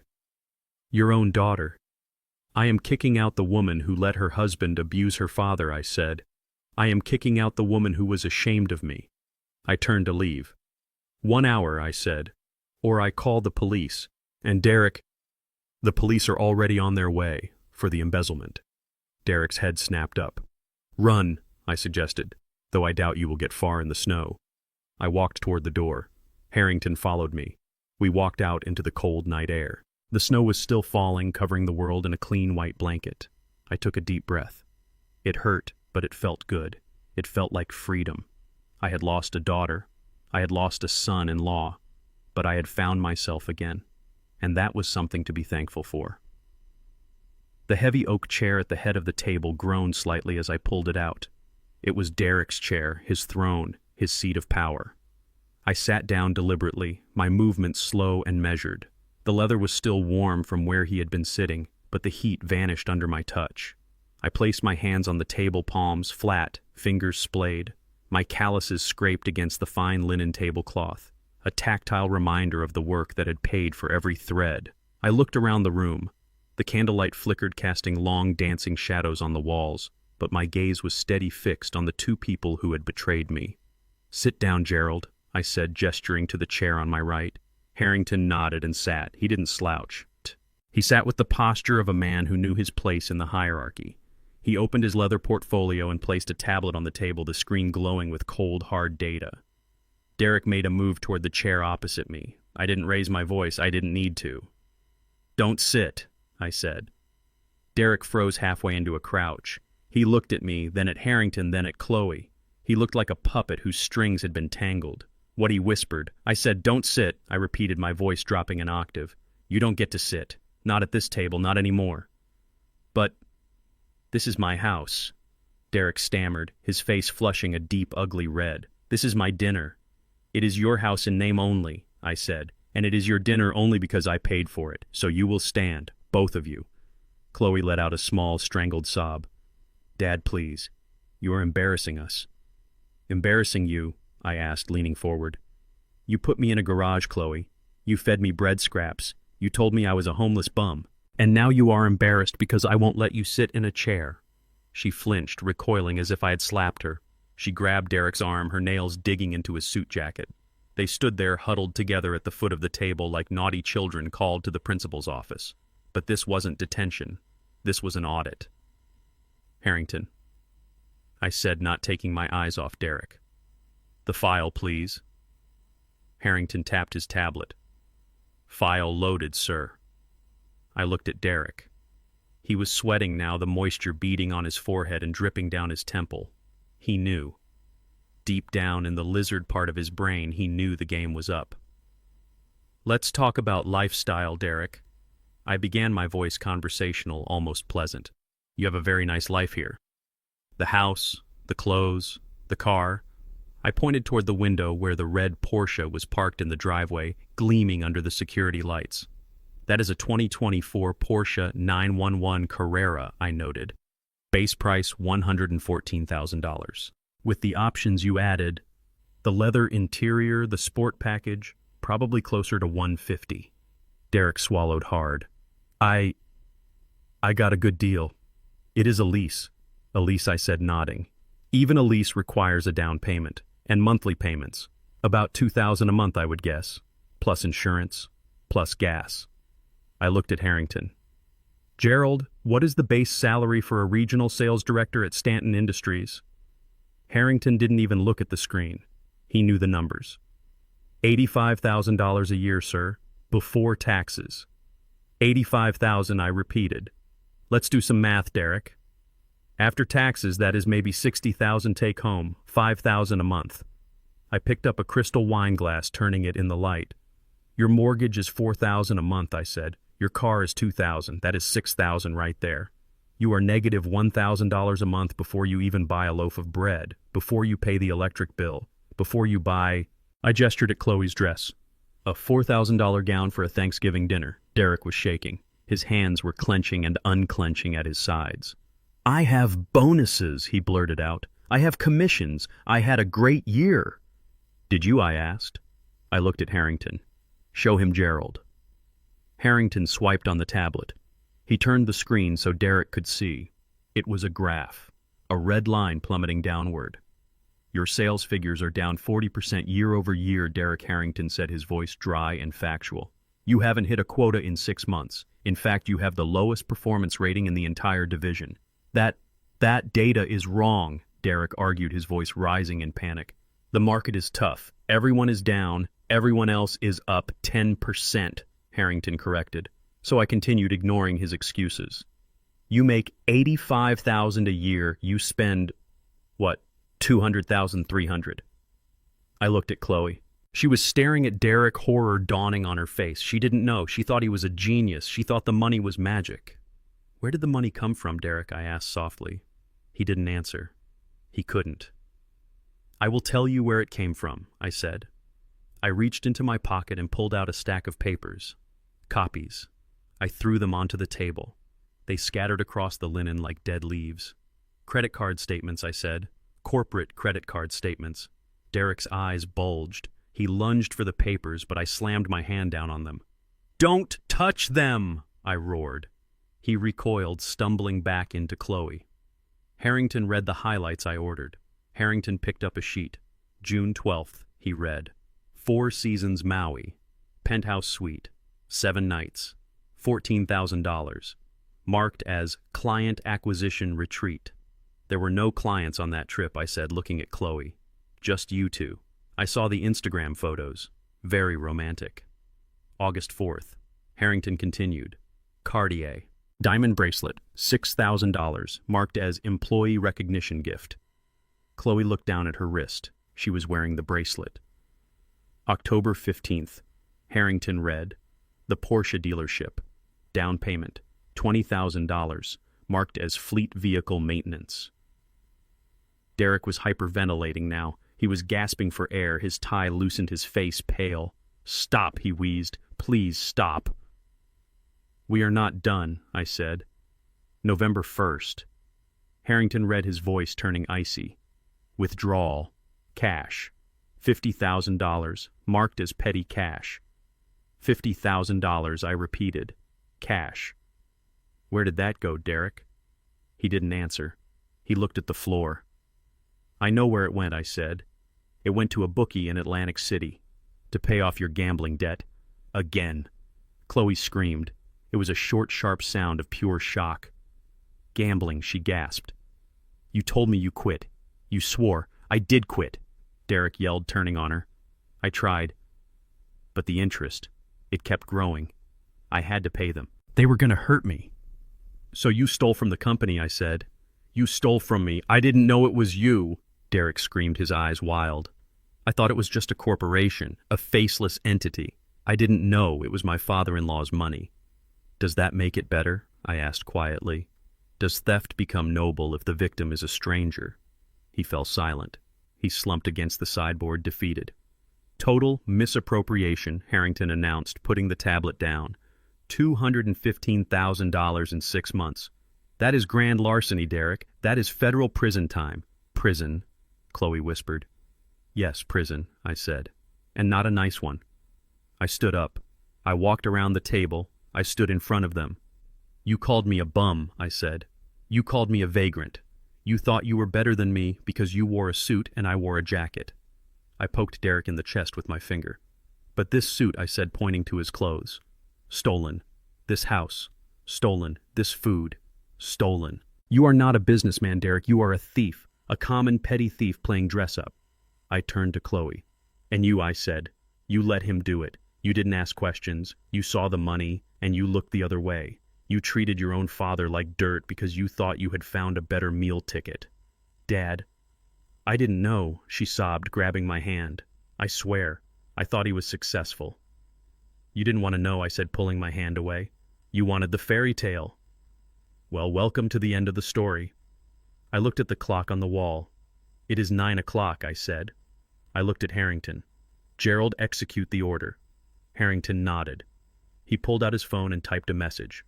What order? Derek asked, looking terrified. The termination order, I said. I walked back to the head of the table. You are fired, Derek, I said. Effective immediately. Your access to the building is revoked. Your company phone is disabled. Your company car, the Porsche, is being repossessed as we speak. No. Derek cried, running to the window. He looked out. A tow truck was backing into the driveway. A man was hooking chains to the bumper of the red sports car. "My car," he wailed. "Not your car," I said. "My car." "And one more thing," I added. I looked at the house. This house is owned by a subsidiary of Freeman Capital. It is corporate housing, assigned to the director of sales. Derek looked at me, his eyes wide. "Since you are no longer the director of sales," I said, "you are trespassing." I checked my watch. "You have 1 hour," I said. "Pack your bags. Get out." "Where will we go?" Chloe cried. "I don't know," I said, sitting back down in my chair. "Maybe you can go to the garage. I hear it is very private." The room fell silent. The only sound was the weeping of my daughter and the heavy breathing of the man who had lost everything. They stood there paralyzed by the magnitude of their destruction. "Tick-tock," I said. And then I picked up my fork. I took a bite of the turkey. It was cold, but it tasted like justice. The air in the dining room had turned so cold it felt like the windows had shattered, letting the winter storm rage directly over the turkey and the fine china.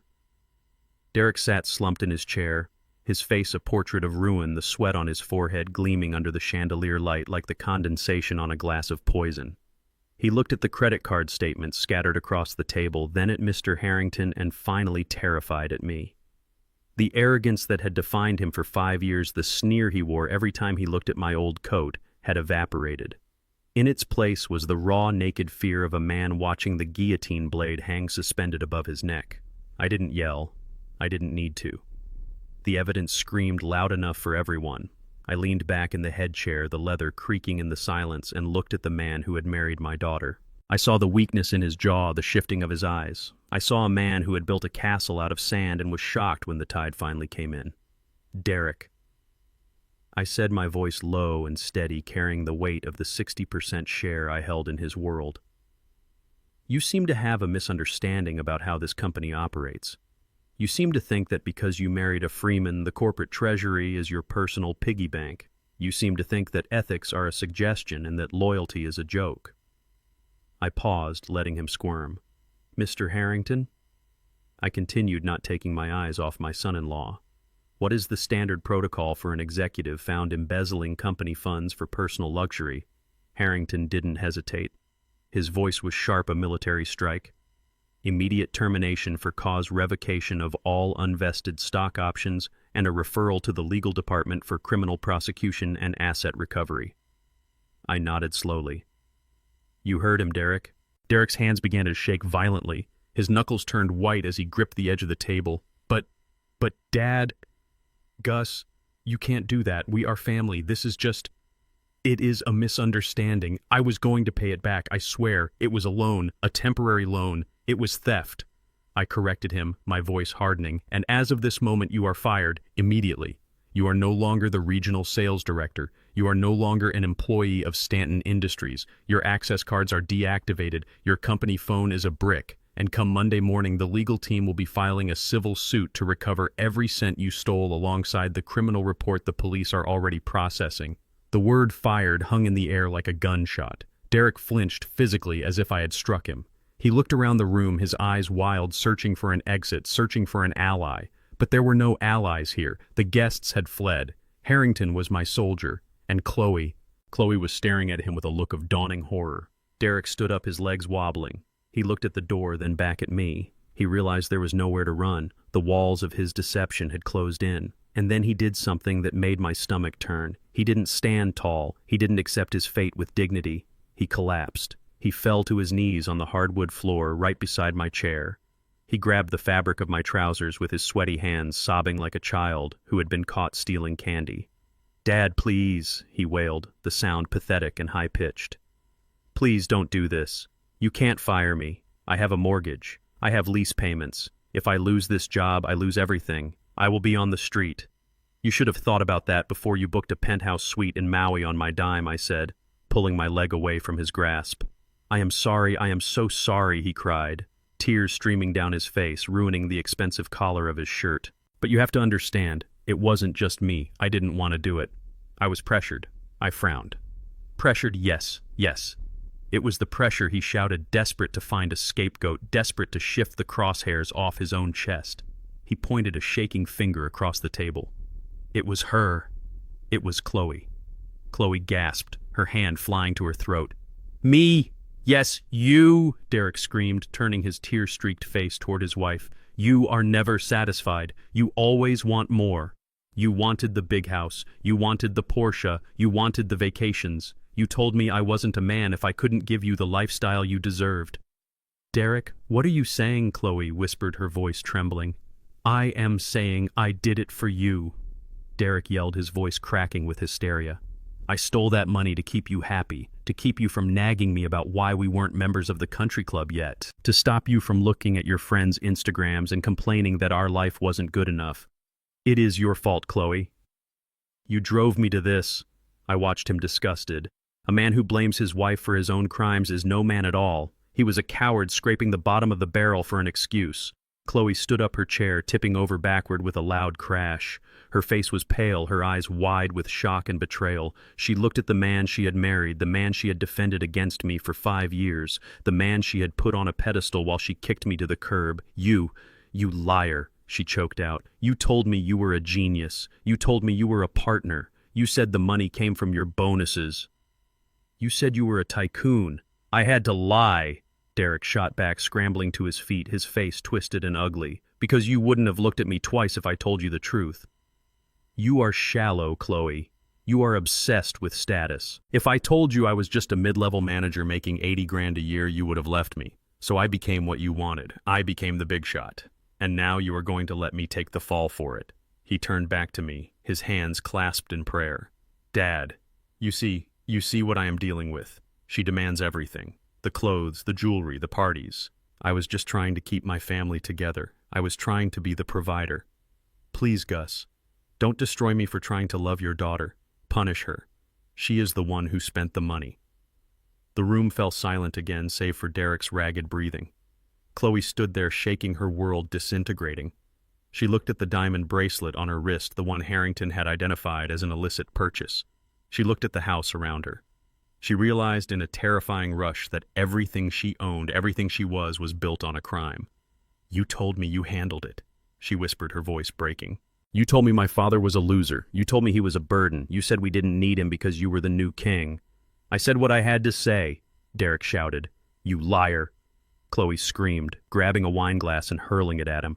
It shattered against his shoulder, spraying red wine over his white shirt like a gunshot wound. You fraud. You made me treat my father like garbage because I thought you were better than him. I thought you were the success story. She turned to me, tears streaming down her face, ruining her makeup, making her look like a tragic clown. Dad, she sobbed. Dad, I didn't know. I swear to God I didn't know. He told me he was rich. He told me he was buying the company. He said you were just an old man who got in the way. I looked at her. My daughter. The girl I had raised. I saw the regret in her eyes, but I also saw the selfishness that had allowed her to be blind for so long. She hadn't asked questions when the expensive gifts arrived. She hadn't wondered how a sales manager could afford a $2 million home. She had taken the luxury and looked the other way, and now she was crying because the bill had come due. I looked at Derek, cowering by the sideboard, wine dripping from his shirt, blaming everyone but himself. I looked at Harrington, who stood ready to execute my will. Enough, I slammed my hand on the table. The sound cracked like thunder, silencing their screaming match instantly. They both froze, looking at me. I stood up slowly. I didn't look like a vagrant anymore. I didn't look like a beggar. I looked like the man who owned the building, the land, and the debt. Be quiet, I said, my voice low and dangerous. Both of you. I walked around the table. I stopped between them. I looked at Derek, then at Chloe. You want to blame each other, I asked. You want to point fingers, fine. But let me tell you what I see. I pointed at Derek. I see a thief, I said. A weak, spineless thief who stole from the hand that fed him and then tried to hide behind his wife's skirt when he got caught. You didn't steal for love, Derek. You stole for ego. You stole because you wanted to feel big. You wanted to play the big man in front of your boss, in front of the neighbors. And you used my money to do it. I turned to Chloe. She flinched as my gaze landed on her. And you, I said, I see a fool, a greedy, shallow fool. You let this man poison you against your own blood. You let him convince you that your father was worthless just because I didn't wear a flashy suit. You took the jewelry, you took the vacations, and you never once asked where it came from. You didn't care as long as it kept coming. Dad, no, she whimpered. Yes, I roared. You stood on that porch tonight and told me I didn't belong here. You told me I was an embarrassment. You were ashamed of me because you thought I was poor. But the moment you find out I have money, suddenly, I am Dad again. Suddenly you are sorry. I shook my head, the disappointment tasting bitter in my mouth. You aren't sorry you hurt me, Chloe. You are sorry the ride is over. I walked back to the head of the table. I picked up the file Harrington had brought. You are both the same, I said. You deserve each other. You are parasites. You feed on the host until there is nothing left, and then you complain that the host wasn't juicy enough. Well, the host is done, I said. I looked at Derek. Get out, I said. Derek blinked. What? Get out of my house, I said. Your house, he stammered. But the deed is held by a trust, I said. A trust controlled by Freeman Capital. This is company housing Derek. And since you are no longer an employee, you are trespassing. I checked my watch. You have 1 hour, I said. 1 hour to pack your personal effects, not the company assets, not the TV, not the furniture, not the artwork, just your clothes, and then you leave. Where Derek cried, Where am I supposed to go? It is snowing. I don't know, I said, sitting back down and picking up my fork. Maybe you can go to the garage. I hear it is very cozy this time of year. He stared at me, his mouth opening and closing. He looked at Harrington, but the CEO just crossed his arms and stared him down. Derek turned and ran. He ran up the stairs, sobbing defeated. Chloe stood there trembling. She looked at me, hope flickering in her eyes. She thought because she was my daughter, she was safe. She thought blood would save her. Dad, she whispered. What about me? I can stay, right? I can divorce him. I can fix this. I looked at her. I loved her. I would always love her. But I couldn't save her from herself. Not anymore. If I let her stay, she would never learn. She would never grow. She would just find another Derek. I picked up a piece of turkey. I didn't look at her. You heard me, Chloe, I said. Her face crumpled. Dad, no. You can't mean that. I have nowhere to go. You have a degree, I said. You have 2 hands. You have the lessons I taught you before you decided they weren't good enough. But it is. Thanksgiving, she wailed. Yes, I said, and I am giving you something to be thankful for. I am giving you the truth. I pointed to the door. Go with your husband, Chloe. Or go alone. I don't care. But you are not staying here. She stared at me for a long moment, waiting for me to crack. Waiting for the old soft Gus to appear. But Gus was gone. The chairman was in the chair.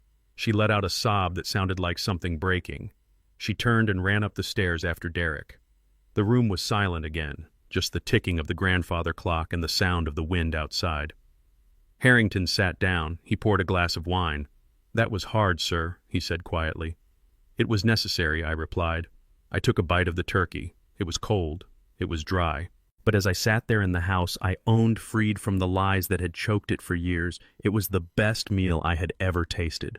I had cut out the rot. Now the healing could begin. But first I had to watch them leave. I had to watch them walk out into the cold reality they had created. And I wouldn't blink. Get out of my house, Derek stammered, his voice trembling with a mix of fear and lingering arrogance as he tried to stand up from the floor where he had been kneeling. He wiped his face with the back of his hand, smearing the tears and sweat into a mask of pathetic defiance. Get out right now, both of you. You fired me fine, but this is still my property. This is my home. I have the deed somewhere. I pay the bills. You can't just come in here and dictate terms to me in my own living room. I looked at him, and for a moment I almost felt pity. It was the pity one feels for a delusional child who believes they are a superhero right before they jump off the couch and hit the floor. He really believed it. He really believed that his $80,000 salary, which he had inflated to millions in his own mind, had paid for the marble floors beneath his feet and the crystal chandelier above his head. He had lived the lie for so long that it had calcified into his reality. I didn't shout. I didn't raise my voice. I simply turned to Mr. Harrington, who was standing by the fireplace looking at the Stanton family with the cold, dispassionate gaze of a man watching a business merger collapse. "Mr. Harrington, the file, please," I said, extending my hand. Harrington opened his leather briefcase. It was a sound that echoed in the silent dining room, a sharp click that sounded like a gun being cocked. He pulled out a thick document bound in blue legal paper and handed it to me. I weighed it in my hand. It wasn't just paper, it was the deed. It was the trust agreement. It was the receipt for their entire existence. "You don't own this house, Derek," I said, my voice dropping to a gravelly rumble that vibrated through the room. "You never did. You are a tenant, a guest. And you have overstayed your welcome by exactly 5 years. What are you talking about?" Chloe shrieked, stepping out from behind her husband, her face pale and streaked with mascara. "We signed papers. We went to the closing. I remember the closing, Dad. We signed a mountain of paperwork. You signed an occupancy agreement," I corrected her, walking slowly around the table, my old boots thudding softly on the hardwood I had paid to install. "You signed a lease agreement with the Freeman Family Trust. You didn't read it, did you? You were too busy looking at the pool. You were too busy picking out curtains. You just saw the keys and you signed where the lawyer told you to sign." I threw the document onto the table. It slid across the polished wood and came to a stop right in front of Derek. "Read it," I commanded. "Read the header." Derek looked down. His eyes scanned the page, and I saw the blood drain from his face until he looked like a wax figure. "Property of the Freeman Family Trust," he whispered, reading the bold letters. "Managed by Freeman Capital." "Turn to page 4, I said. Clause 17. The conduct clause." Derek's hands were shaking so badly he could barely turn the page. The paper rattled like dry leaves in a windstorm. He found the paragraph.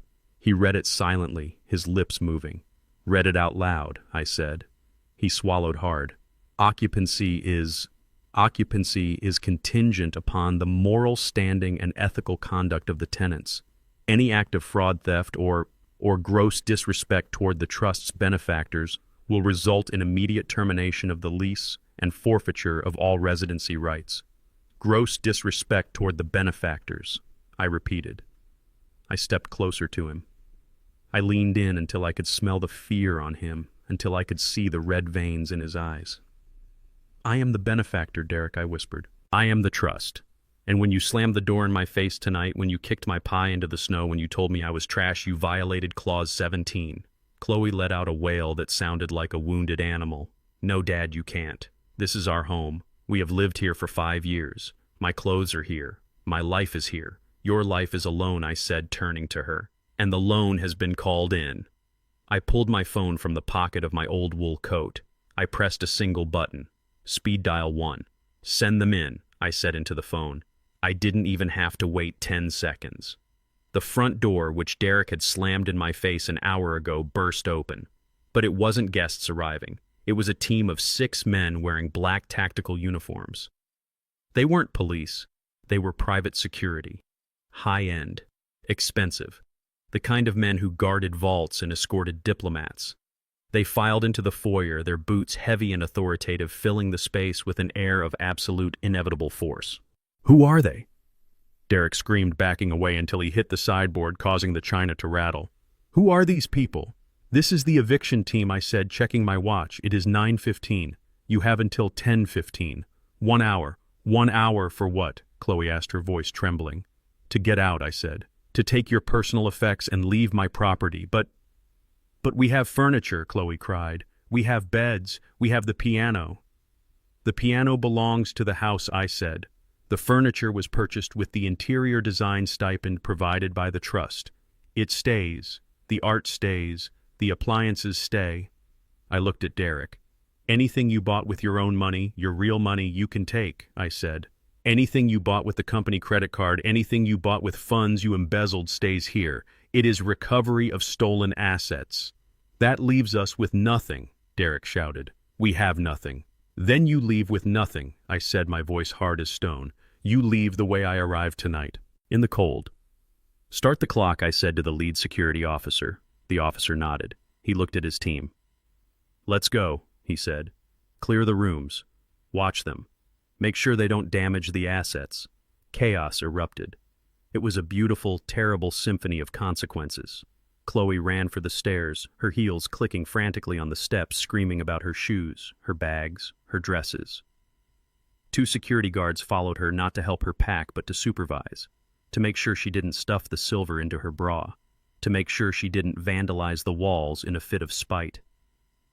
Derek stood in the dining room, paralyzed. He looked at me, then at Harrington, then at the guards. He realized there was no negotiation. There was no talking his way out of this. "You are ruining me," he whispered. "You ruined yourself," I said. "I am just sweeping up the debris." He turned and ran toward the living room. I followed him at a distance, walking slowly, Harrington at my side. I watched as Derek frantically looked around the room, trying to find something, anything of value that he could claim. His eyes landed on the television. It was an 85-inch flat screen mounted above the fireplace, a massive, sleek piece of technology that dominated the room. Derek ran to it. He grabbed the sides of the screen, trying to wrench it off the wall mount. "This is mine," he grunted, pulling at the bracket. "I bought this. I used my bonus check." "Security," I said calmly. One of the guards, a man with a neck as thick as a tree trunk, stepped between Derek and the television. He put a hand on Derek's chest and pushed him back. Not gently. "Don't touch the hardware, sir," the guard said, his voice flat. "It is mine," Derek screamed, spitting with rage. "I have the receipt." "The receipt shows it was purchased from Best Buy on November 12th, Harrington said, consulting his tablet. "Paid for with a Stanton Industries corporate card. Project code 404, office supplies." Harrington looked up from the screen. "An 85-inch TV is not office supplies," Derek Harrington said. "That is company property, and since you are no longer an employee, you are attempting to steal corporate assets. Again." Derek let go of the TV. He looked at his hands. He looked around the room. The stereo system. Company card. The leather recliner. Company card. The laptop sitting on the coffee table. Company property. He owned nothing. He was a man made of borrowed parts, and when the owner came to collect, he disappeared. Upstairs I could hear Chloe screaming. It was the sound of a woman watching her identity be stuffed into garbage bags. "Not the Louis Vuitton," she shrieked, her voice carrying down the stairwell. "Not the Prada. Those are mine." "Only if you can prove purchase with personal funds," a guard's voice replied, calm and robotic. I walked to the foot of the stairs. I watched as Chloe came dragging a black heavy-duty trash bag down the steps. She was crying, her makeup running in dark streaks down her face, making her look like a tragic clown. She was wearing her expensive evening gown, but she was barefoot, holding her heels in one hand and the trash bag in the other.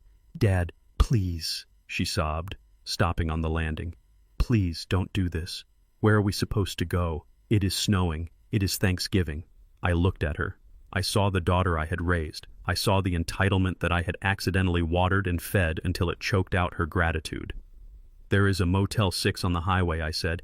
"I believe they have vacancies. It is not the Ritz, Chloe, but it has a roof, which is more than you offered me when you told me to sit in the garage." She flinched as if I had struck her. She hauled the bag over her shoulder and continued down the stairs. She walked past me, her head low, defeated. She walked to the front door where a guard was holding it open. The cold wind blew in, carrying snowflakes into the warm foyer. She stepped out into the night. Derek was next. He came out of the living room carrying a cardboard box. Inside were a few pairs of socks, some underwear, a toothbrush, and a framed photo of himself playing golf. That was it.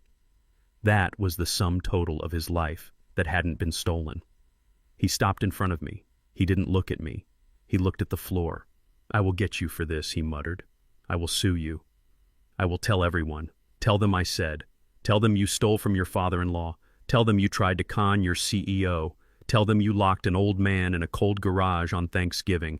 Tell the world, Derek. See whose side they take." He didn't say another word. He walked out the door into the snow. I turned to the lead security guard. "Change the locks," I said. "Now, sir?" the guard asked. "Right now," I said. "I want the tumblers drilled out. I want new deadbolts installed before I leave tonight. And post a guard at the gate. If they come back, if they even put a wheel on the driveway, call the police and press charges for trespassing." "Yes, sir." The guard pulled a drill from his belt. The sound of the drill biting into the metal of the lock was loud and harsh, screeching through the empty house. It was the sound of finality. It was the sound of a chapter closing. I walked back into the dining room. The food was still on the table, cold and untouched. The wine was still in the decanter, breathing. Harrington was standing by the window, watching the taillights of Derek's car fade into the darkness of the snowy street. "They are gone," he said. "Yes," I said. "They are gone." I sat down at the table. I was tired. My bones ached. But my mind was clear. Harrington sat down across from me. He reached for the bottle of wine, the Chateau Margaux he had brought. He poured a glass for me and a glass for himself. He raised his glass. To gratitude, he said softly. I looked at the deep red liquid. I thought about the pie on the porch. I thought about the cold garage. And then I looked at the man sitting across from me, a man who had shown me more respect in 5 minutes than my family had in 5 years. To gratitude, I said. We drank. The wine was excellent. It tasted of earth and time and hard lessons. And as the wind howled outside, rattling the windows of the big empty house, I realized that for the first time in a long time, I was exactly where I belonged. I was at the head of the table. The snow had started to fall in heavy, wet flakes, the kind that soak through wool and settle into your bones. Derek and Chloe stood on the curb outside their former home, surrounded by 4 black garbage bags and a cardboard box.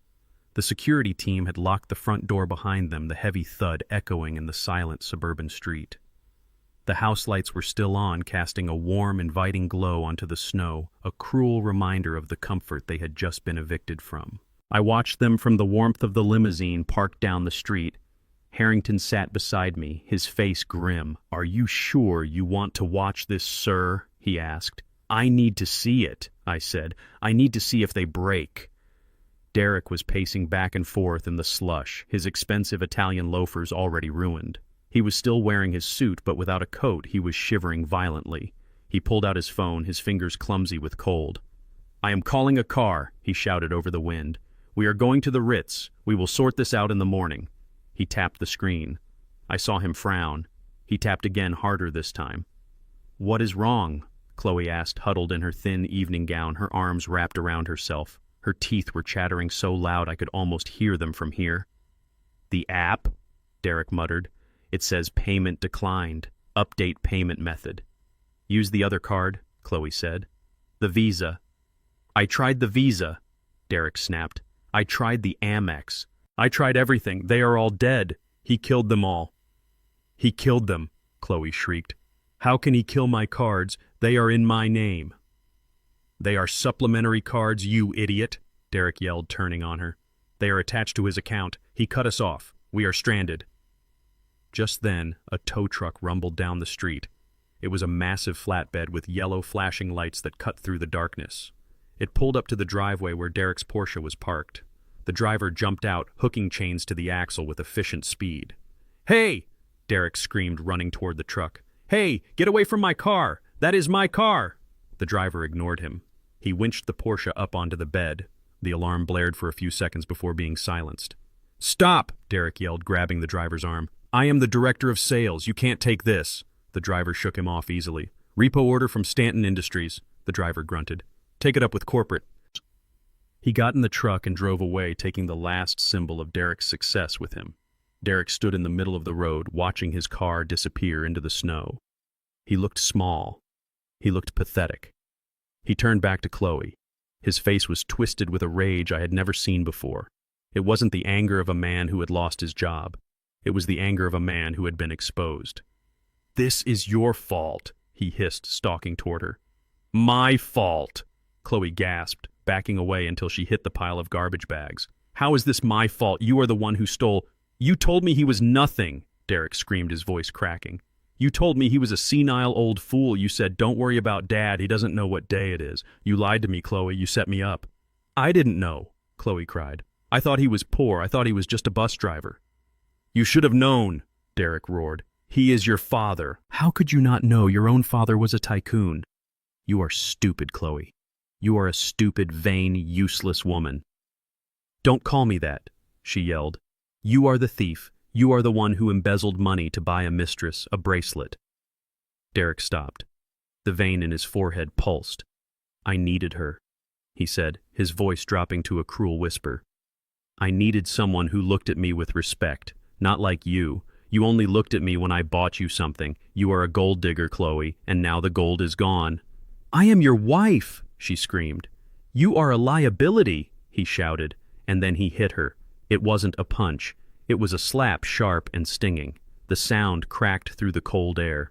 Chloe stumbled back, her hand flying to her cheek. She stared at him, her eyes wide with shock. "You hit me," she whispered. "I should have done it years ago," Derek spat. "Maybe then you would have shut up about the country club." I reached for the door handle. I was going to get out. I was going to stop this. But Harrington put a hand on my arm. "Wait," he said. "Look." Chloe didn't cower.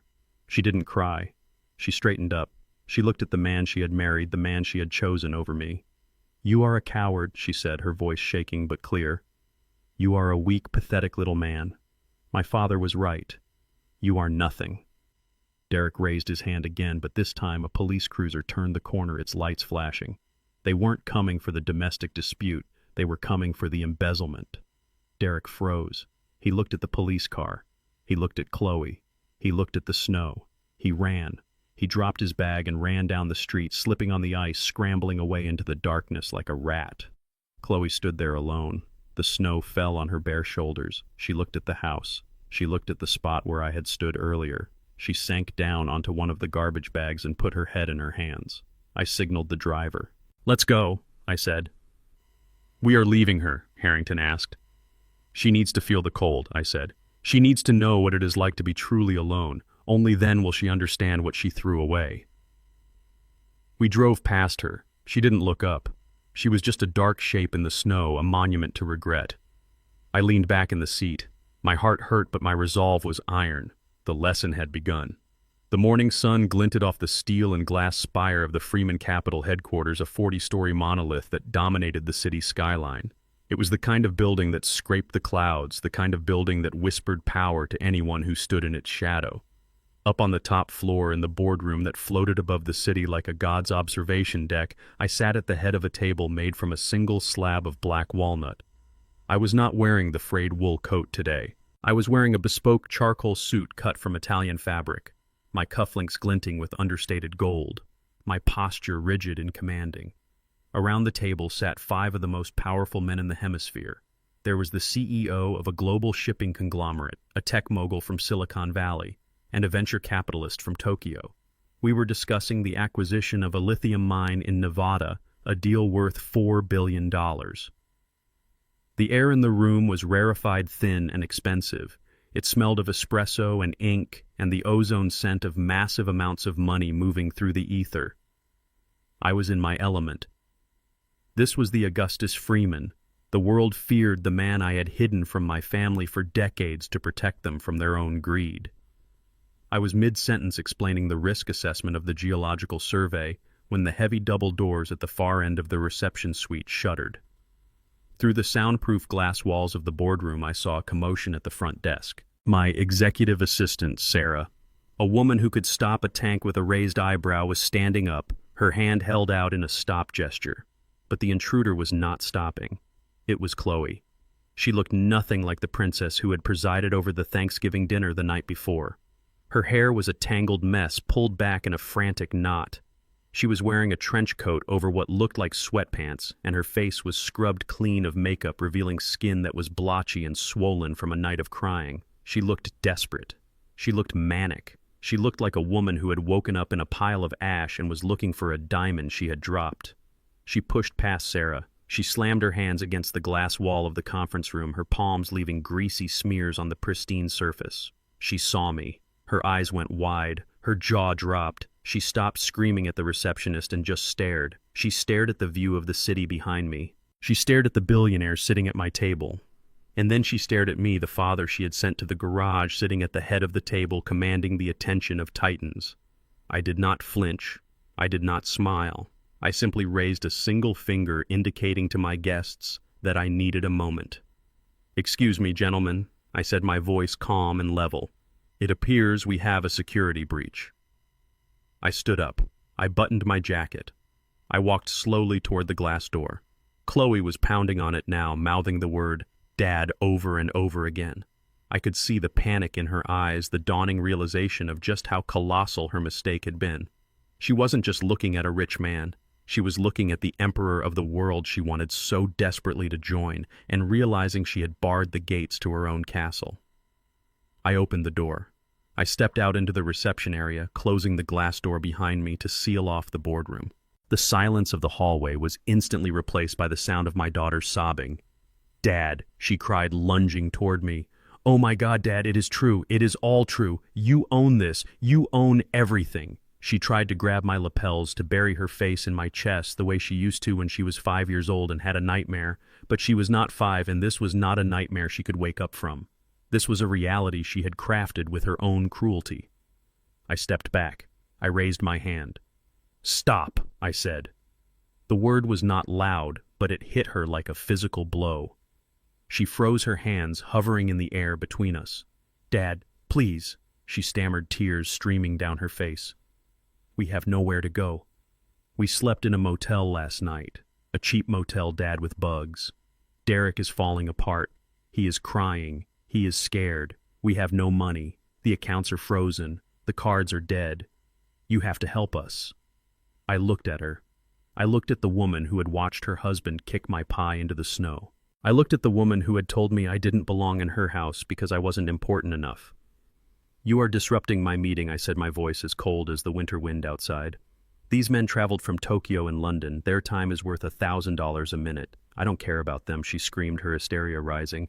"I am your daughter. I am your flesh and blood. Does that mean nothing to you?" "It meant everything to me," I said quietly. "It meant so much that I hid my wealth so you would grow up normal. It meant so much that I paid off your husband's gambling debts so you wouldn't have a broken heart. It meant so much that I swallowed my pride and walked into your house through the garage just to bring you a pie." I leaned in closer, my face hard as stone.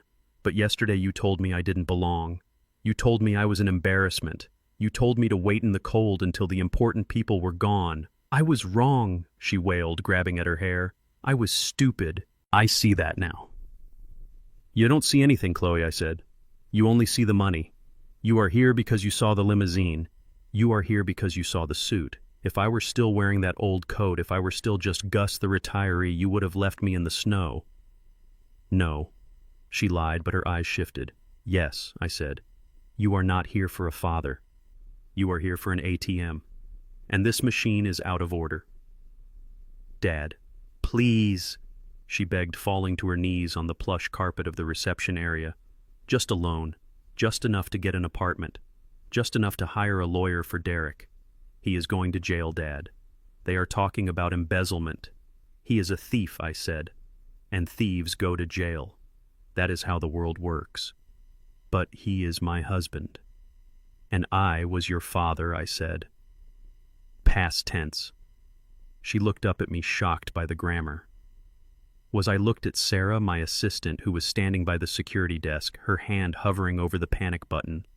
"Sarah," I asked, without looking away from Chloe, "does this woman have an appointment?" Sarah checked the empty logbook on her desk. "No, Mr. Freeman, she does not." I looked down at Chloe. "You heard her," I said. "This is a place of business. We only see important people here, people with appointments, people with integrity." "Dad, stop it," she cried, scrambling to get up. "You are hurting me. You hurt yourself," I said. "You cut the cord, Chloe. You severed the tie. You chose the status over the soul. Now you have neither." I turned my back on her. I reached for the handle of the boardroom door. "Dad, wait!" she screamed, reaching out. "I am your daughter. I am Chloe." I stopped. I looked back over my shoulder. My daughter was a kind girl, I said, my voice breaking for just a fraction of a second before hardening again. My daughter valued family. My daughter would never have let her husband kick an old man out into the snow. I looked her dead in the eye.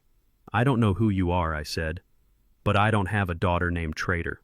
I opened the door and stepped back into the boardroom. I closed it firmly behind me. The sound of the latch clicking shut was final. Through the glass, I saw Chloe scream. I saw her throw herself against the door, but the soundproof glass swallowed her noise. She looked like a fish gasping in an aquarium, silent and pathetic. 2 large security guards appeared in the hallway. They were gentle but firm. They took her by the arms. She struggled, she kicked, she pointed at me. But they lifted her up and marched her toward the elevators. I watched her go. I watched my only child being dragged out of my building like a trespasser. The room was silent. The billionaires were staring at me. They had seen everything. They knew power when they saw it, and they knew the cost of it. I walked back to the head of the table. I adjusted my cuffs. I sat down. I picked up the geological survey. Now I said, my voice steady, though my heart was bleeding in my chest. Where were we? The lithium deposits in Sector 4. I went back to work. I buried my grief under numbers and projections. I buried the father and let the chairman take over, because the father had nothing left to give. But the chairman had a war to finish, and the first battle had just been won. I sat back in the leather chair of the boardroom and watched the heavy oak doors close, sealing my daughter's screams in the hallway. The silence returned to the room, but the tension remained. The billionaires around the table were looking at me not with judgment, but with a quiet, terrified respect. They understood the cost of empire. They understood that sometimes you have to amputate a limb to save the body. I picked up the geological survey of the lithium mine, but the numbers blurred before my eyes. I wasn't thinking about mineral density. I was thinking about the final missile I had just launched. Sarah, my assistant, walked into the room. She held a sleek black tablet against her chest. She looked at me and gave a barely perceptible nod. It was done. The courier was already downstairs. I had kicked Chloe out of the building, but I knew she wouldn't leave the sidewalk immediately. She would stand there crying, waiting for a miracle, waiting for Derek to call, waiting for the world to stop spinning out of control. She was desperate, and desperate people linger at the scene of their rejection. Down on the street, the wind was whipping through the concrete canyons of the financial district. Chloe stood shivering by the revolving doors, hugging her trench coat tight around her body. She had been stripped of her dignity, her home, and her family. She thought she had hit rock bottom. She thought the worst thing that could happen was being rejected by her rich father. She was wrong. A bike messenger pulled up to the curb. He wasn't wearing a uniform. He was dressed in black. He scanned the sidewalk looking for the woman described in his order. He spotted Chloe. He walked up to her and handed her a thick manila envelope. It wasn't sealed with tape. It was tied with a red string, the kind used for legal evidence. Chloe took it. Her hands were shaking so bad she almost dropped it. She probably thought it was a check. She probably thought I had changed my mind, that my fatherly guilt had kicked in and I was sending her a lifeline. A few $1,000s to get a hotel room, a ticket to restart. She tore open the string. She reached inside. It wasn't money. It was photos. I watched the security feed from the lobby camera, which had an angle on the street. I zoomed in. I needed to see her face. I needed to see the moment the last chain binding her to that monster Derek was broken. She pulled out the first photograph. It was taken 3 weeks ago. It showed Derek sitting at a table in a dimly lit French bistro. He wasn't alone. He was holding the hand of a woman who was definitely not Chloe. The woman was young, maybe 23, with blonde hair and a smile that looked like it cost a fortune. Derek was laughing, leaning in close, looking at her the way he used to look at money. Chloe froze. She stared at the image as if it were written in a foreign language. Her brain refused to process it. Derek was stressed, she told herself. Derek was working late. Derek was fighting for their future. She pulled out the second photo. This one was clearer. It was Derek and the woman standing on the balcony of a high-rise apartment. His arms were wrapped around her waist. He was kissing her neck. The timestamp in the corner of the photo showed it was taken on the same night Chloe had called me crying, saying Derek was at the office trying to fix the accounting errors. She flipped through the rest. Derek buying jewelry, Derek entering a hotel, Derek looking happy, relaxed, and rich. Then she found the documents. I had compiled a forensic accounting of his theft. I didn't just show that he stole from the company. I showed where the money went. Chloe stood there on the cold pavement, the wind tearing at the papers in her hand.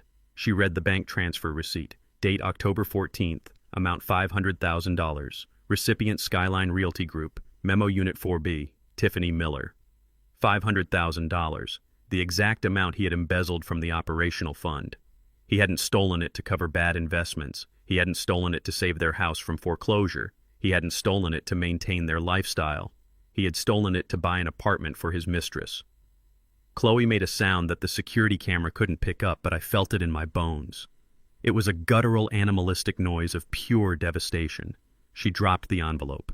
The papers scattered on the wet concrete. She fell to her knees, scrambling to pick them up, reading them again and again, hoping the words would change. Tiffany Miller, luxury condo, paid in full. She looked at the date again. October 14th. She remembered that day. It was her anniversary. Derek had come home late, claiming the board meeting ran over. He had brought her a cheap bouquet of supermarket flowers and told her things were tight, that he couldn't afford a gift this year. He had told her they needed to make sacrifices. She had sacrificed. She had cut coupons. She had sold her designer bags. She had humiliated her own father at Thanksgiving dinner because Derek told her they needed to impress the CEO to survive. And all the while he had a $500,000 apartment across town with a 23-year-old girl named Tiffany living in it on his dime. My dime. She sat on the sidewalk, oblivious to the pedestrians stepping around her. The reality crashed down on her with the force of a collapsing building. It wasn't just greed, it was hate. Derek didn't just love money, he despised her. He had used her as a shield, he had used her father as a bank. And while she was defending him, while she was throwing her own flesh and blood into the snow to protect his fragile ego, he was laughing at her in the arms of another woman. She looked at the photo of Derek kissing Tiffany. She saw the watch on his wrist. It was the gold Rolex he told her he had sold to pay the electric bill. He hadn't sold it. He was wearing it for her. Chloe screamed. It was a scream that stopped traffic. A scream of betrayal so deep it tore her throat. She pounded her fists against the pavement. She ripped the photo in half. Then she ripped it again. She realized then the magnitude of her sin. She had traded a father who would have died for her for a husband who was robbing her blind. She had looked at me standing in the cold with a sweet potato pie made with her mother's recipe, and she had felt shame. She had looked at Derek, a thief and a liar, and she had felt pride. She was the fool, the mark, the victim of a long con that she had helped execute. She looked up at the building. She looked at the 42nd floor where she knew I was sitting. I could see her face on the monitor. The makeup was gone. The pretense was gone. There was only raw agony. She didn't try to come back in. She didn't try to beg. She knew she had lost the right to ask for anything. She stood up slowly. She gathered the damp papers, the evidence of her ruined life, and stuffed them into her pocket. She didn't call Derek. She knew he wouldn't answer. He was probably with Tiffany right now, hiding in the apartment bought with stolen funds, thinking he was safe. Chloe turned and started walking. She didn't know where she was going. She just walked away from the building, away from the husband who betrayed her, away from the father she betrayed. I turned off the monitor. The room was quiet. My heart felt heavy like a stone in my chest. It gave me no pleasure to break her heart. But a bone that heals crooked has to be rebroken to heal straight. She needed to know the truth. She needed to know that the man she sacrificed her soul for was nothing but smoke and mirrors. I looked at the billionaires around the table. They were waiting. They had seen the distraction. They had seen the pain on my face, but they respected the silence. "Gentlemen," I said, my voice raspy but firm. I apologize for the interruption. "Family business." The tech mogul from Silicon Valley nodded. "Sometimes the hardest negotiations are the ones at home, Gus." "You have no idea," I said. I picked up the stylus. I pointed at the map on the screen. "The lithium deposits," I said, forcing my mind back to business. "The yield projections in Sector 4 are underestimated. If we deploy the new extraction tech, we can double the output in 6 months."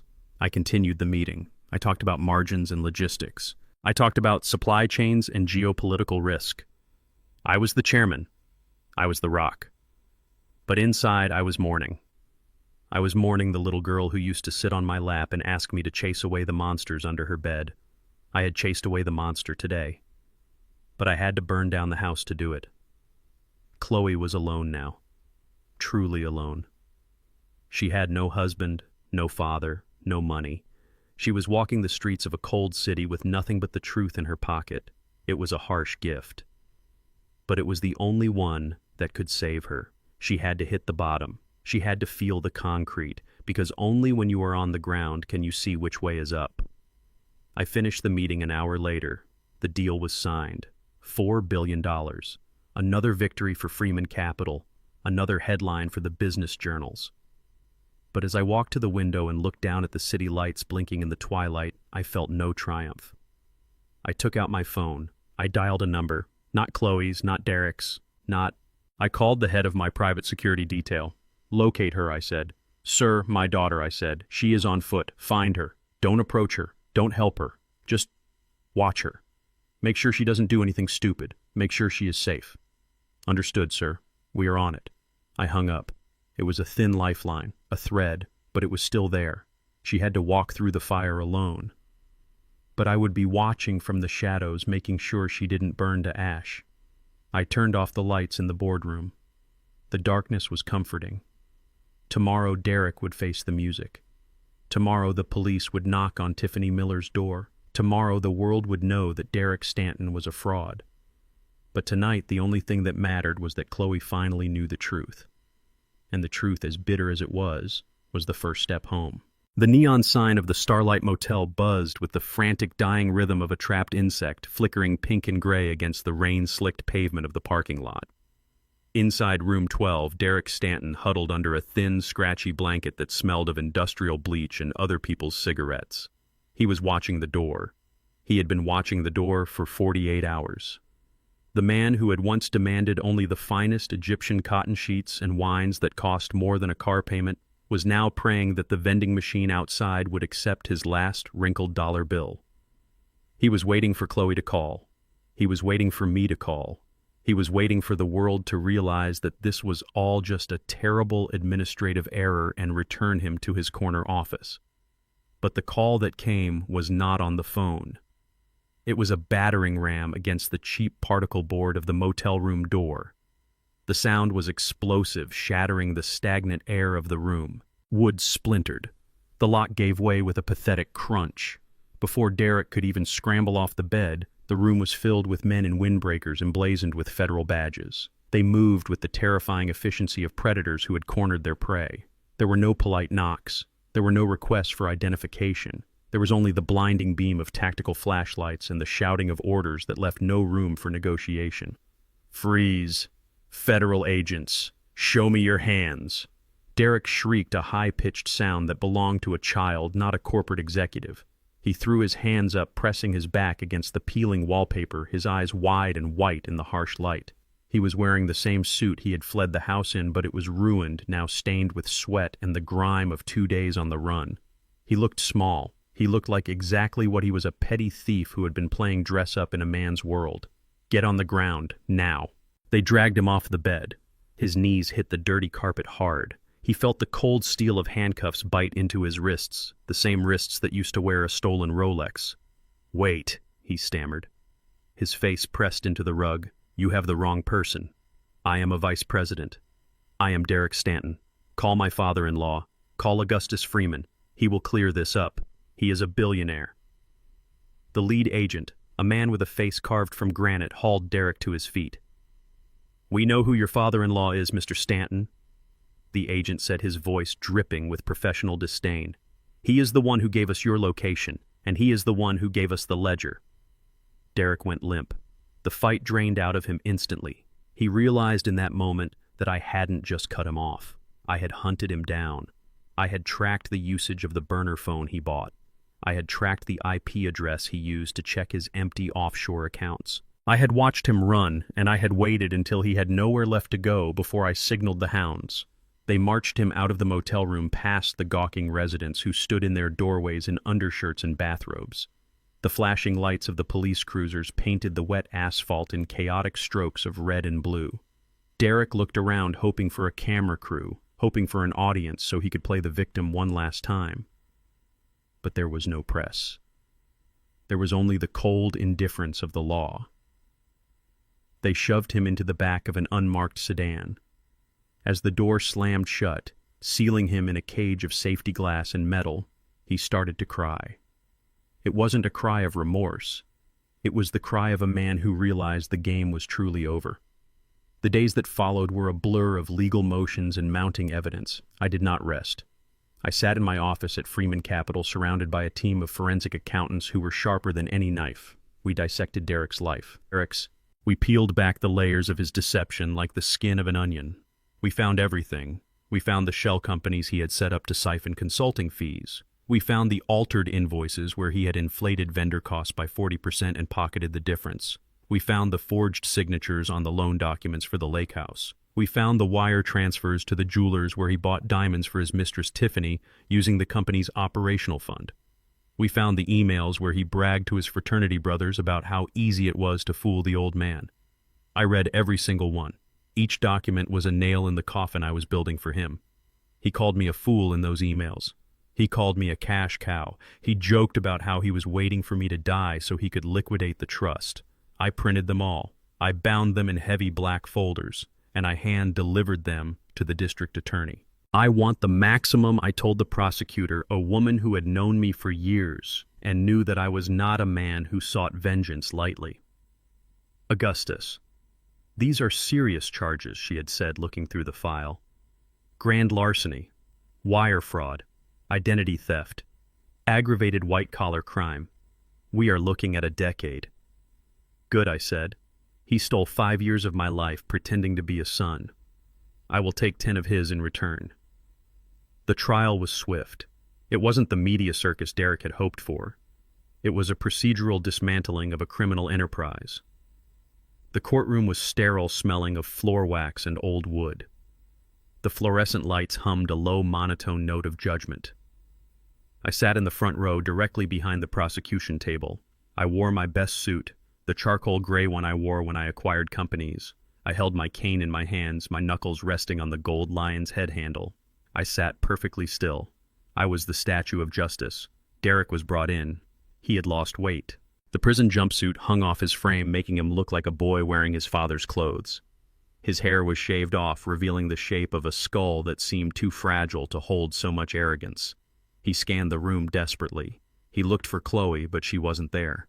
She had sent a letter through her lawyer stating she would testify against him if needed, but she refused to look at his face. He looked for his parents, but the St. Clairs were gone, consumed by their own poverty and shame. Then he saw me. His eyes locked onto mine. For a moment, I saw a flicker of the old Derek the manipulator. He straightened his spine. He tried to summon a smile, a look of familial connection. He mouthed the word, Dad. I didn't blink. I didn't nod. I looked at him as if he were a line item on a spreadsheet that needed to be redacted. The proceedings began. The prosecutor laid out the case with surgical precision. She showed the bank records. She showed the forged documents. She played the audio recording from the security system in my house, the one where he called me a beggar and laughed about putting me in the garage. The courtroom listened in silence.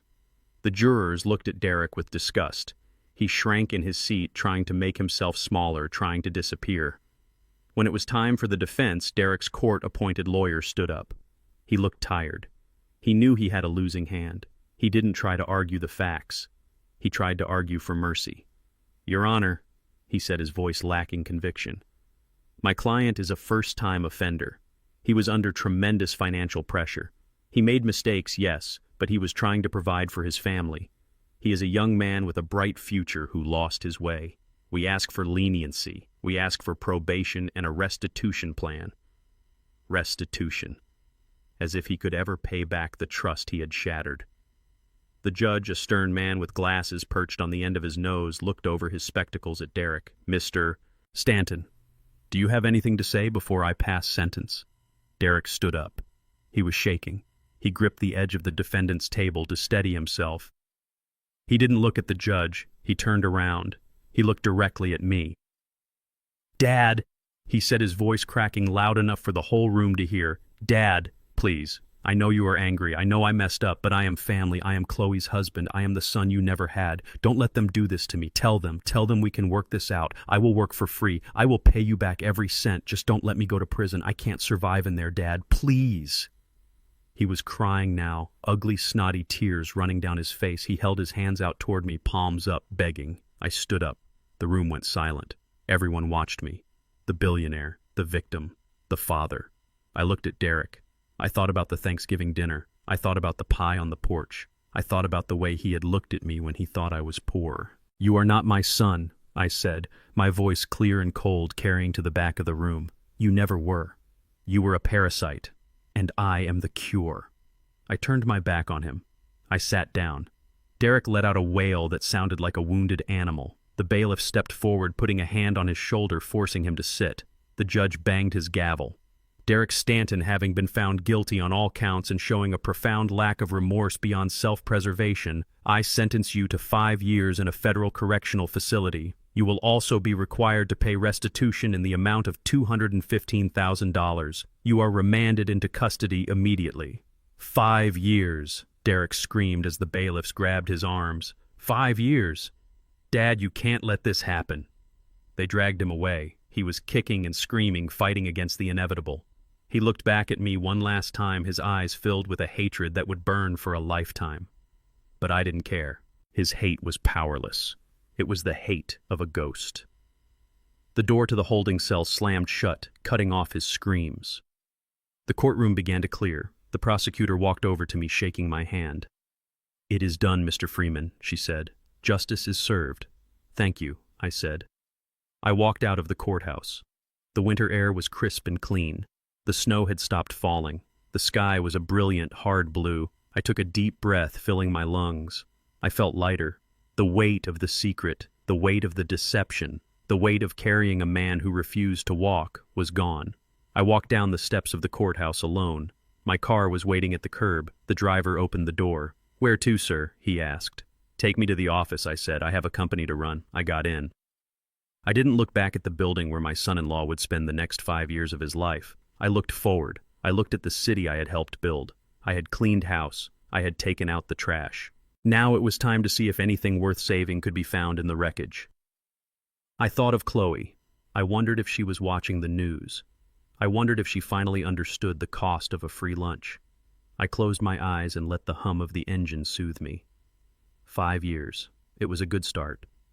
The fall from the penthouse to the pavement is a long one, but the landing is what breaks you.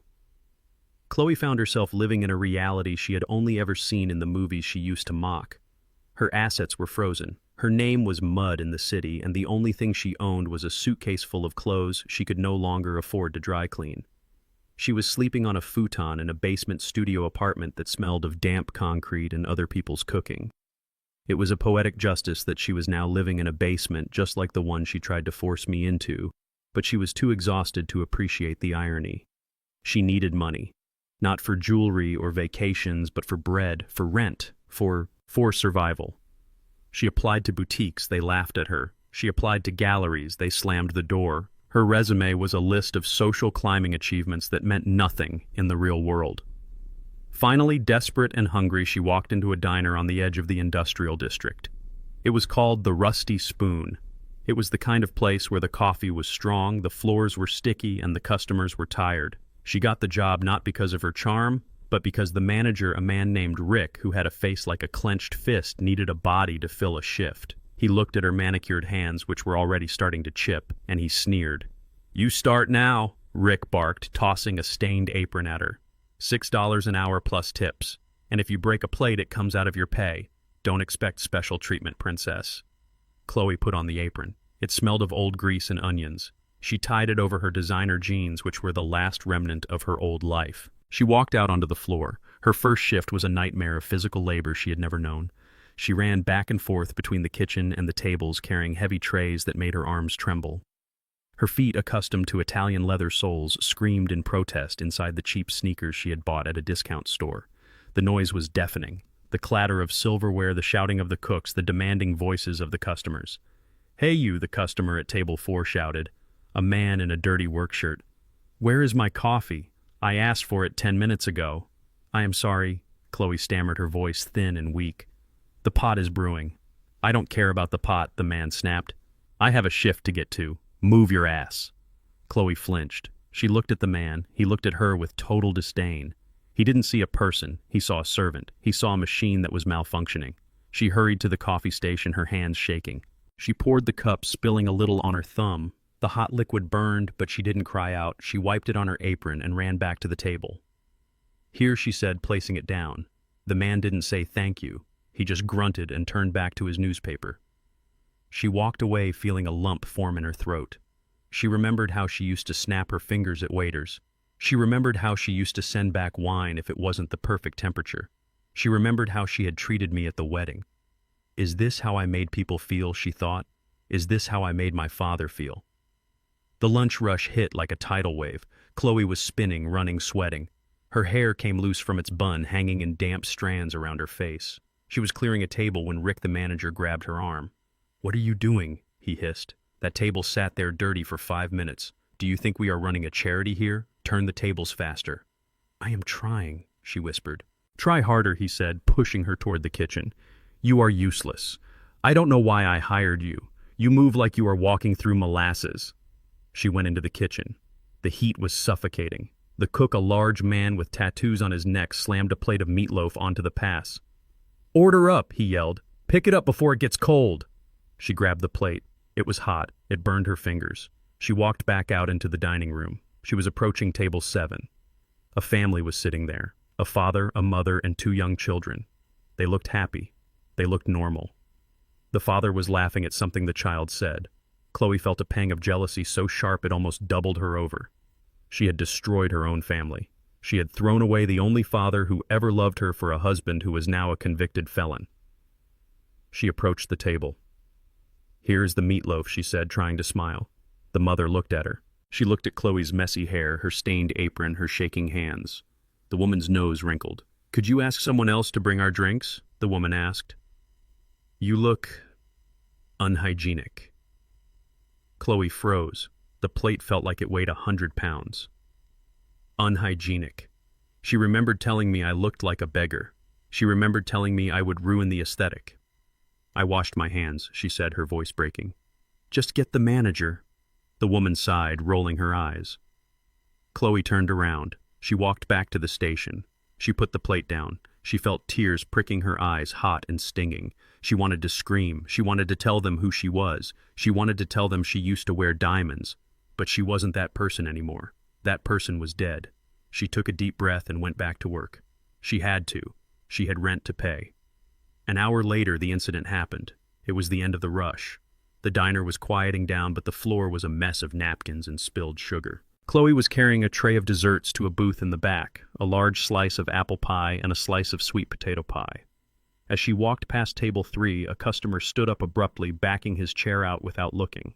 The leg of the chair caught Chloe's ankle. She stumbled. She tried to correct her balance, but she was too tired. She fell forward. The tray flew out of her hands. The plates crashed onto the floor. The apple pie splattered against the booth. But the sweet potato pie landed face down on the floor, right next to the customer's expensive leather boots. The customer was a man in a business suit. He looked down at his shoes. He looked at the orange filling smeared across the leather. He turned purple. You idiot, he roared. Look what you did. These are Italian leather. Chloe scrambled to her knees. She grabbed a napkin and tried to wipe the shoe. I am so sorry, she cried. I tripped. It was an accident. Get away from me! The man shouted, kicking her hand away.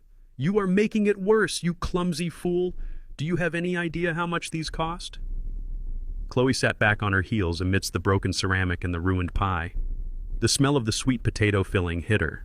It was sweet and spicy, nutmeg and cinnamon. It smelled exactly like the pie I had brought to her house on Thanksgiving. The memory crashed into her with the force of a physical blow.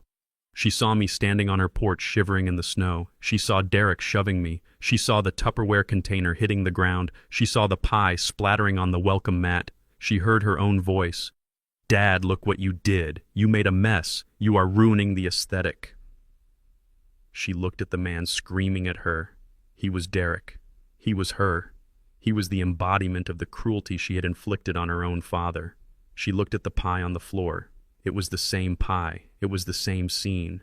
Only this time she was the one on the ground. She was the one being called trash. The manager, Rick, stormed over. What is going on here, he yelled. This waitress ruined my shoes, the customer shouted. I want her fired. I want the owner to pay for this. Rick looked at Chloe. He didn't ask if she was hurt. He didn't help her up. Get up, he spat. You are a disaster. Get in the back. Get a mop. And then get out of my sight. Chloe stood up. Her knees were bleeding. Her apron was covered in orange filling. She looked at the customer. She looked at Rick. She didn't say a word. She couldn't. The sob in her throat was too big. She turned and ran. She ran past the kitchen. She ran into the employee bathroom. She locked the door. The bathroom was small and dirty. The light flickered. The mirror was cracked. She looked at her reflection. She saw a woman she didn't recognize. A woman who was broken. A woman who was alone. She sank to the floor, sitting on the cold tiles next to the toilet. She buried her face in her knees and she wept. She didn't weep because she was fired. She didn't weep because she was poor. She wept because she finally understood. She understood the cold. She understood the shame. She understood what it felt like to be looked at as if you were nothing. "Dad," she whispered into the empty room. "Dad, I am so sorry." She remembered how I had looked at her that night, the pain in my eyes, the disappointment. She had done this to me. She had done this to the man who loved her more than anything, and now the universe was doing it to her. She cried until her chest ached. She cried until she had no tears left. She sat there in the silence of the bathroom, smelling the bleach and the sweet potato pie on her apron. She realized then that money wasn't a shield, status wasn't a shield, character was the only shield, and she had none. She had to build it, from scratch, from the floor of a dirty bathroom in a diner. She stood up. She washed her face in the sink. The cold water felt like a baptism. She looked in the mirror one last time. She wasn't Mrs. Stanton anymore. She wasn't the heiress. She was Chloe. Just Chloe. And she had a lot of work to do. She opened the door. She walked back out to the mop bucket. She started to clean up the mess she had made. And for the first time in her life, she did it without complaining, because she knew she deserved it. The manila envelope sat on the center of my mahogany desk like an unexploded bomb. It was the weekly report from the private investigator I had hired to watch over Chloe. I stared at it for a long time, my hand hovering over the clasp, dreading what I would find inside, but needing to know with a hunger that gnawed at my gut. It had been 2 weeks since I had turned her away from my office, 2 weeks since I had watched my only child dragged out of the building screaming for salvation. Every instinct in my body, every biological imperative of fatherhood screamed at me to pick up the phone, to send a car, to write a check, to fix it. That was what I had done her whole life. I had been the fixer. I had been the safety net. And look where it had gotten us. She had married a thief, she had become a stranger, and she had learned to value the price of things rather than the value of people. I opened the envelope. The photographs spilled out across the polished wood. They were grainy, taken from a distance with a telephoto lens, but the misery in them was sharp and high definition. There was Chloe walking out of her basement apartment in the gray light of dawn. She looked thin. Her coat was not warm enough for the biting wind that whipped through the city streets. She was counting change at a bus stop, her brow furrowed in a way I had never seen before. It was the look of someone calculating if they could afford to eat lunch. I picked up another photo. It showed her standing behind the counter at the Rusty Spoon, the diner where she had found work. She was wiping down a table, her posture slumped, her face pale. She wasn't the princess anymore. She was just another tired woman trying to make rent. I traced her face in the photo with my thumb. It broke my heart. It shattered me to see her like this, stripped of her armor, exposed to the harshness of a world she had always looked down upon. But I did not reach for my checkbook. I did not call the landlord of her building to pay her rent for a year. I sat back in my leather chair and I forced myself to look at the reality I had helped create. For 30 years I had shielded her from the consequences of her actions. I had smoothed the road so she would never stumble. I thought I was being a good father. I thought I was giving her the life I never had. But I was wrong. I had crippled her. I had taken away her ability to stand on her own 2 feet. If I helped her now, if I swooped in like a deus ex machina and pulled her out of the mud, she would never learn how to walk. She would always be looking for a savior. She would always be vulnerable to the next Derek Stanton who came along with a smile and a lie. She had to burn. She had to feel the heat. She had to forge herself in the fire of her own mistakes. It was the only way she would ever be strong enough to inherit the empire I had built. I wasn't punishing her. I was raising her. Finally. 30 years too late, but I was raising her. However, there is a difference between letting someone learn to swim and letting them drown. I read the investigator's typed report. It detailed her shifts, her tips, her commute. And then I saw a paragraph that made my blood run cold. It described the owner of the diner, a man named Henderson. The report noted that he had a history of wage theft and workplace harassment. It noted that he had been seen yelling at Chloe, grabbing her arm when she was too slow, threatening to fire her if she didn't smile more. I put the report down. My hands were shaking, not with age, but with a cold, focused rage. I would let her struggle. I would let her be poor. I would let her be tired. But I would not let her be abused. There is a line, and Mr. Henderson had just crossed it without even knowing I was watching. I stood up. I buttoned my jacket. I grabbed my cane. I wasn't going to the diner to bring her home. I was going to the diner to buy the block. I arrived at the Rusty Spoon an hour later.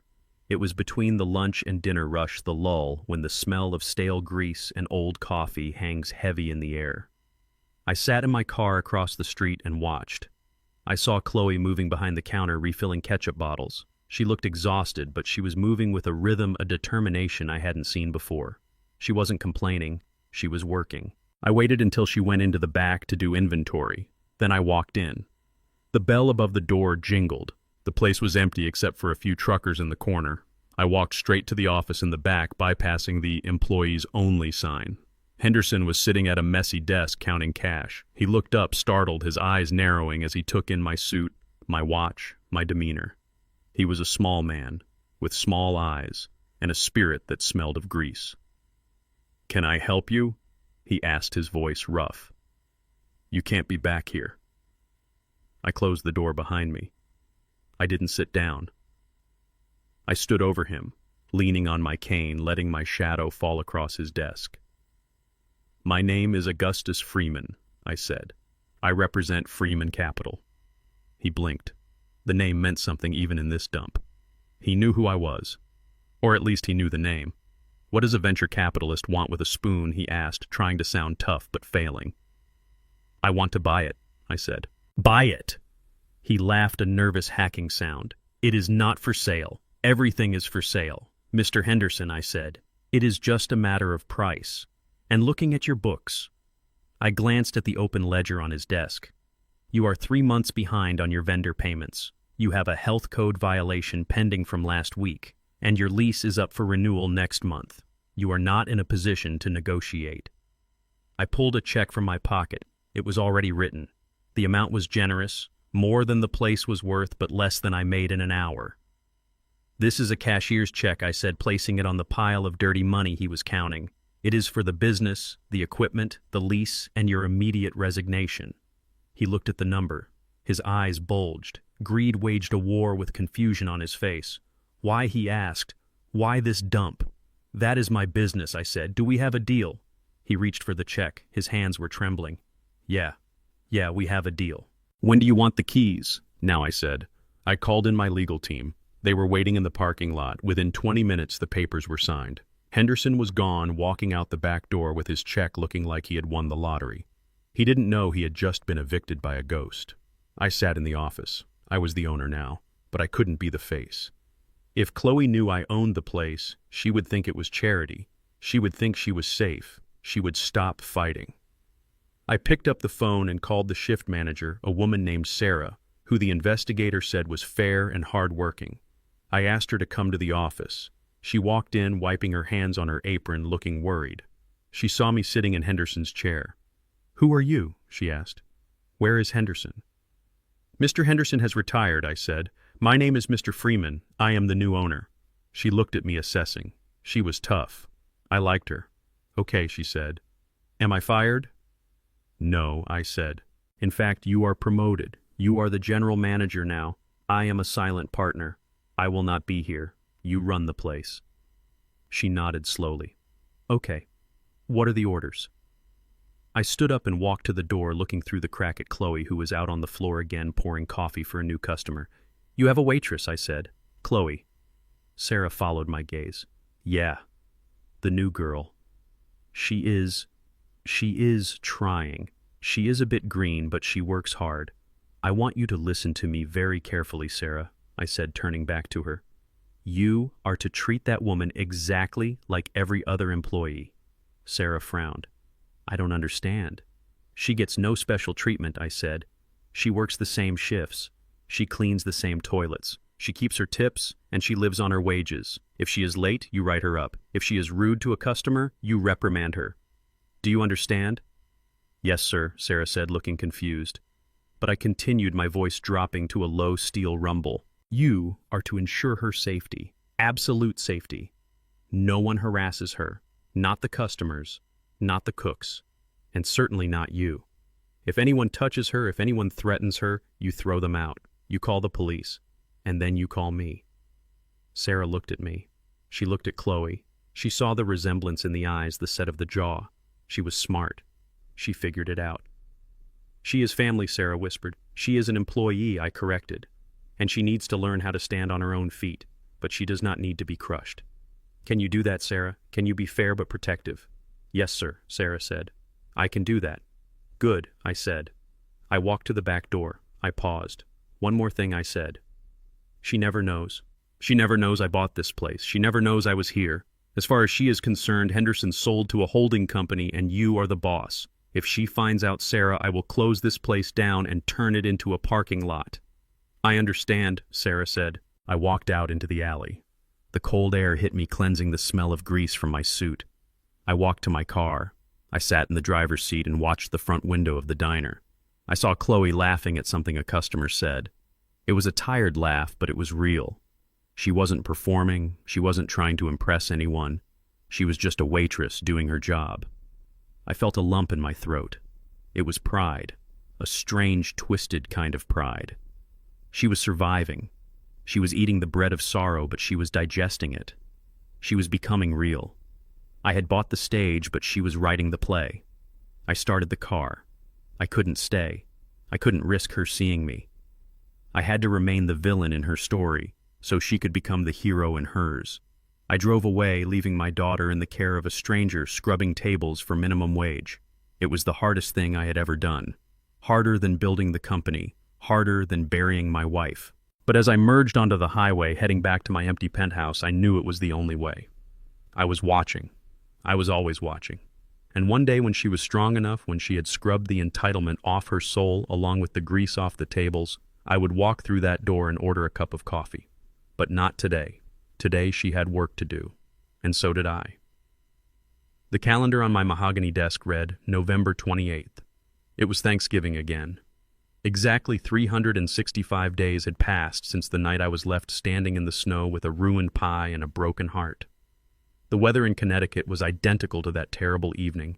The sky was a heavy, bruised purple, and the wind whipped through the bare branches of the oak trees lining my driveway with a mournful howl.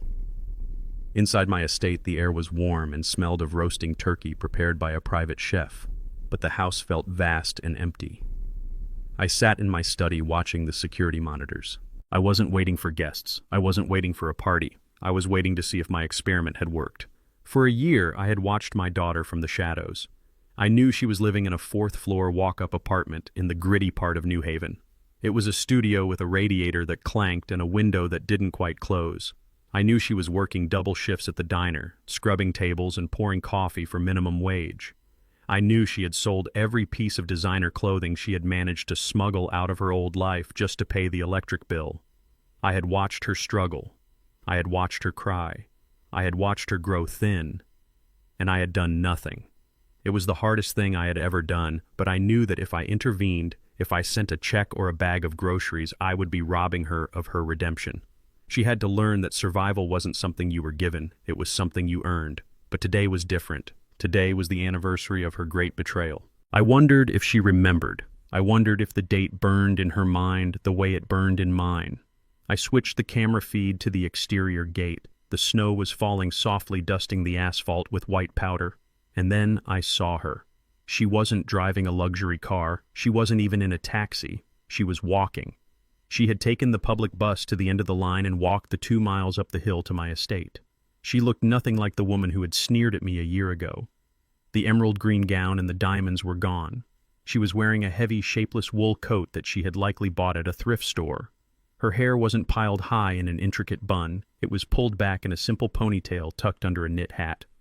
She wore thick, sensible boots, not the high heels that used to click arrogantly on my floors. She was carrying something.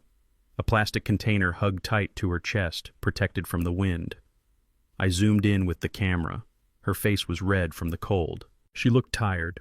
There were lines around her eyes that hadn't been there before, lines etched by worry and work. But there was something else there, too, a set to her jaw, a steadiness in her gaze.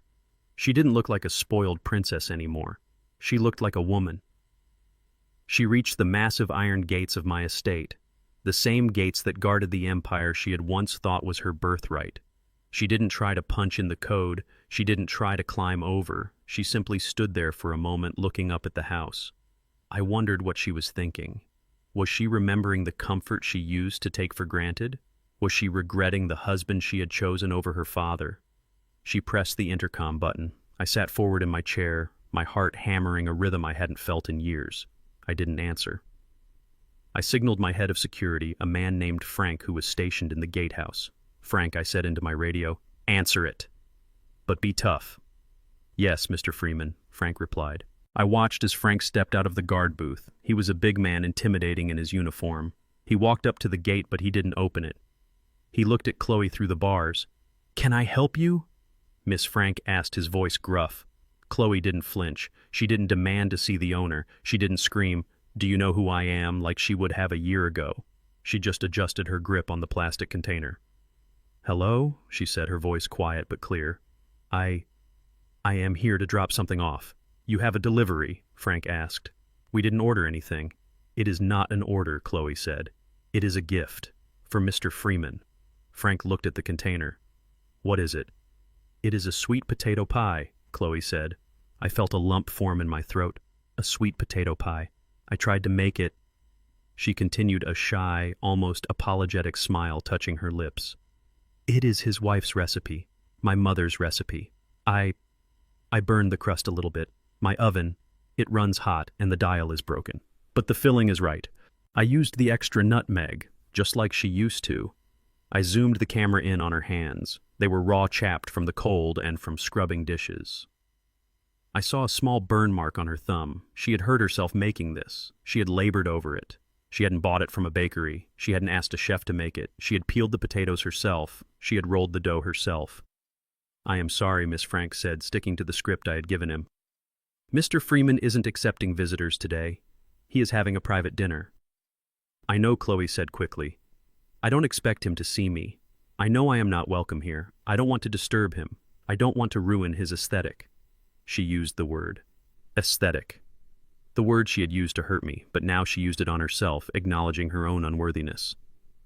"I just want you to give this to him," she said, extending the container through the bars. "Please."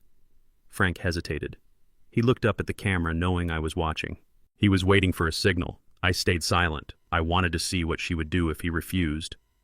"I can't take unauthorized packages," Frank said. "Security protocol." Chloe didn't get angry. She didn't storm off. She just looked sad. "Please," she whispered. "Just tell him.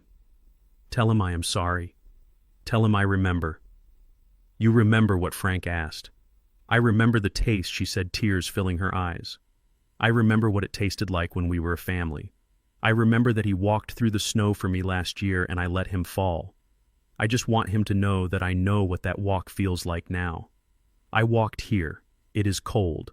And I am sorry I left him in the cold." She placed the container on the ground inside the gate, pushing it through the bars so it sat on the dry pavement of the driveway. "Just leave it there," she said. "Maybe he will see it. Maybe he won't." But I tried. She stood up. She wiped her eyes with her woolen mitten. "Happy Thanksgiving," she said to the guard. She turned around. She didn't linger. She didn't look back at the warm windows of the mansion.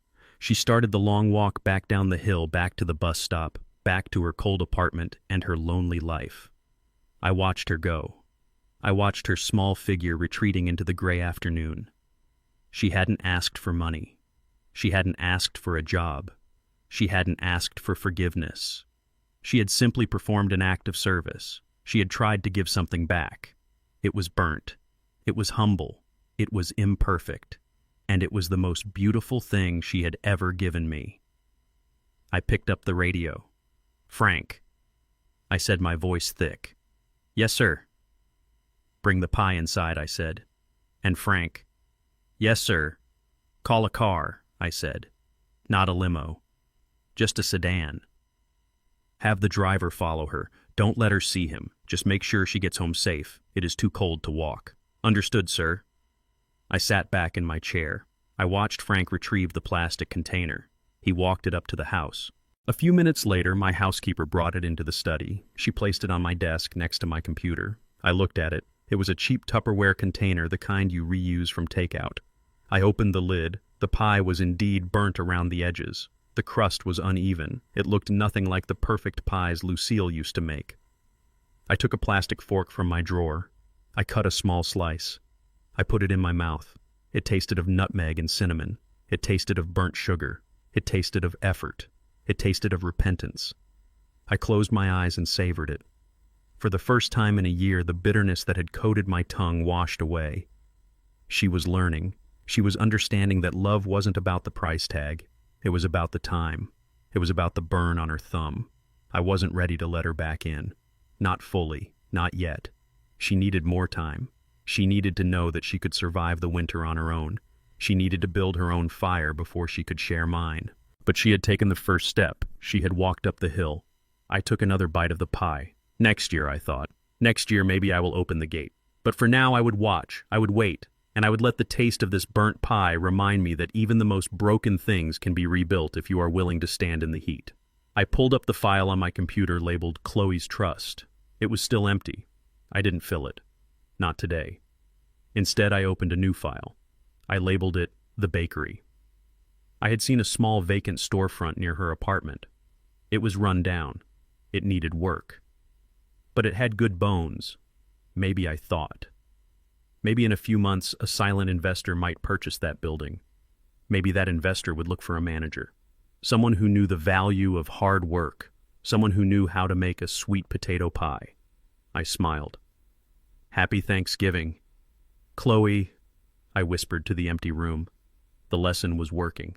The seed I had planted in the scorched earth of her life was finally starting to sprout. I turned back to the monitor, watching the black sedan trail her bus as it wound its way back to the city. She was safe. She was growing. And I was the proudest father in the world. The heavy iron gate clicked, and the electronic lock disengaged with a metallic thud that echoed in the frozen silence of the driveway. I stepped out of the gatehouse, not waiting for Frank to open the main barriers. I walked through the pedestrian exit, the cold wind hitting me, instantly biting through my suit jacket. I hadn't grabbed my coat. I didn't want the insulation. I wanted to feel the same biting chill that was turning my daughter's cheeks red. I wanted to stand in the same air she was breathing to bridge the gap that had existed between us for 365 days. Chloe had stopped about 20 yards down the road. She heard the gate open. She froze. Her shoulders tensed under that shapeless thrift store coat. She didn't turn around immediately. I think she was afraid. She was afraid that I was coming out to yell at her or to tell her to take her burnt pie and throw it in the trash herself. She was afraid that the rejection she had delivered to me a year ago was about to be returned to her with interest. Chloe, I called out. My voice wasn't loud, but in the stillness of the winter afternoon it carried perfectly. She turned slowly.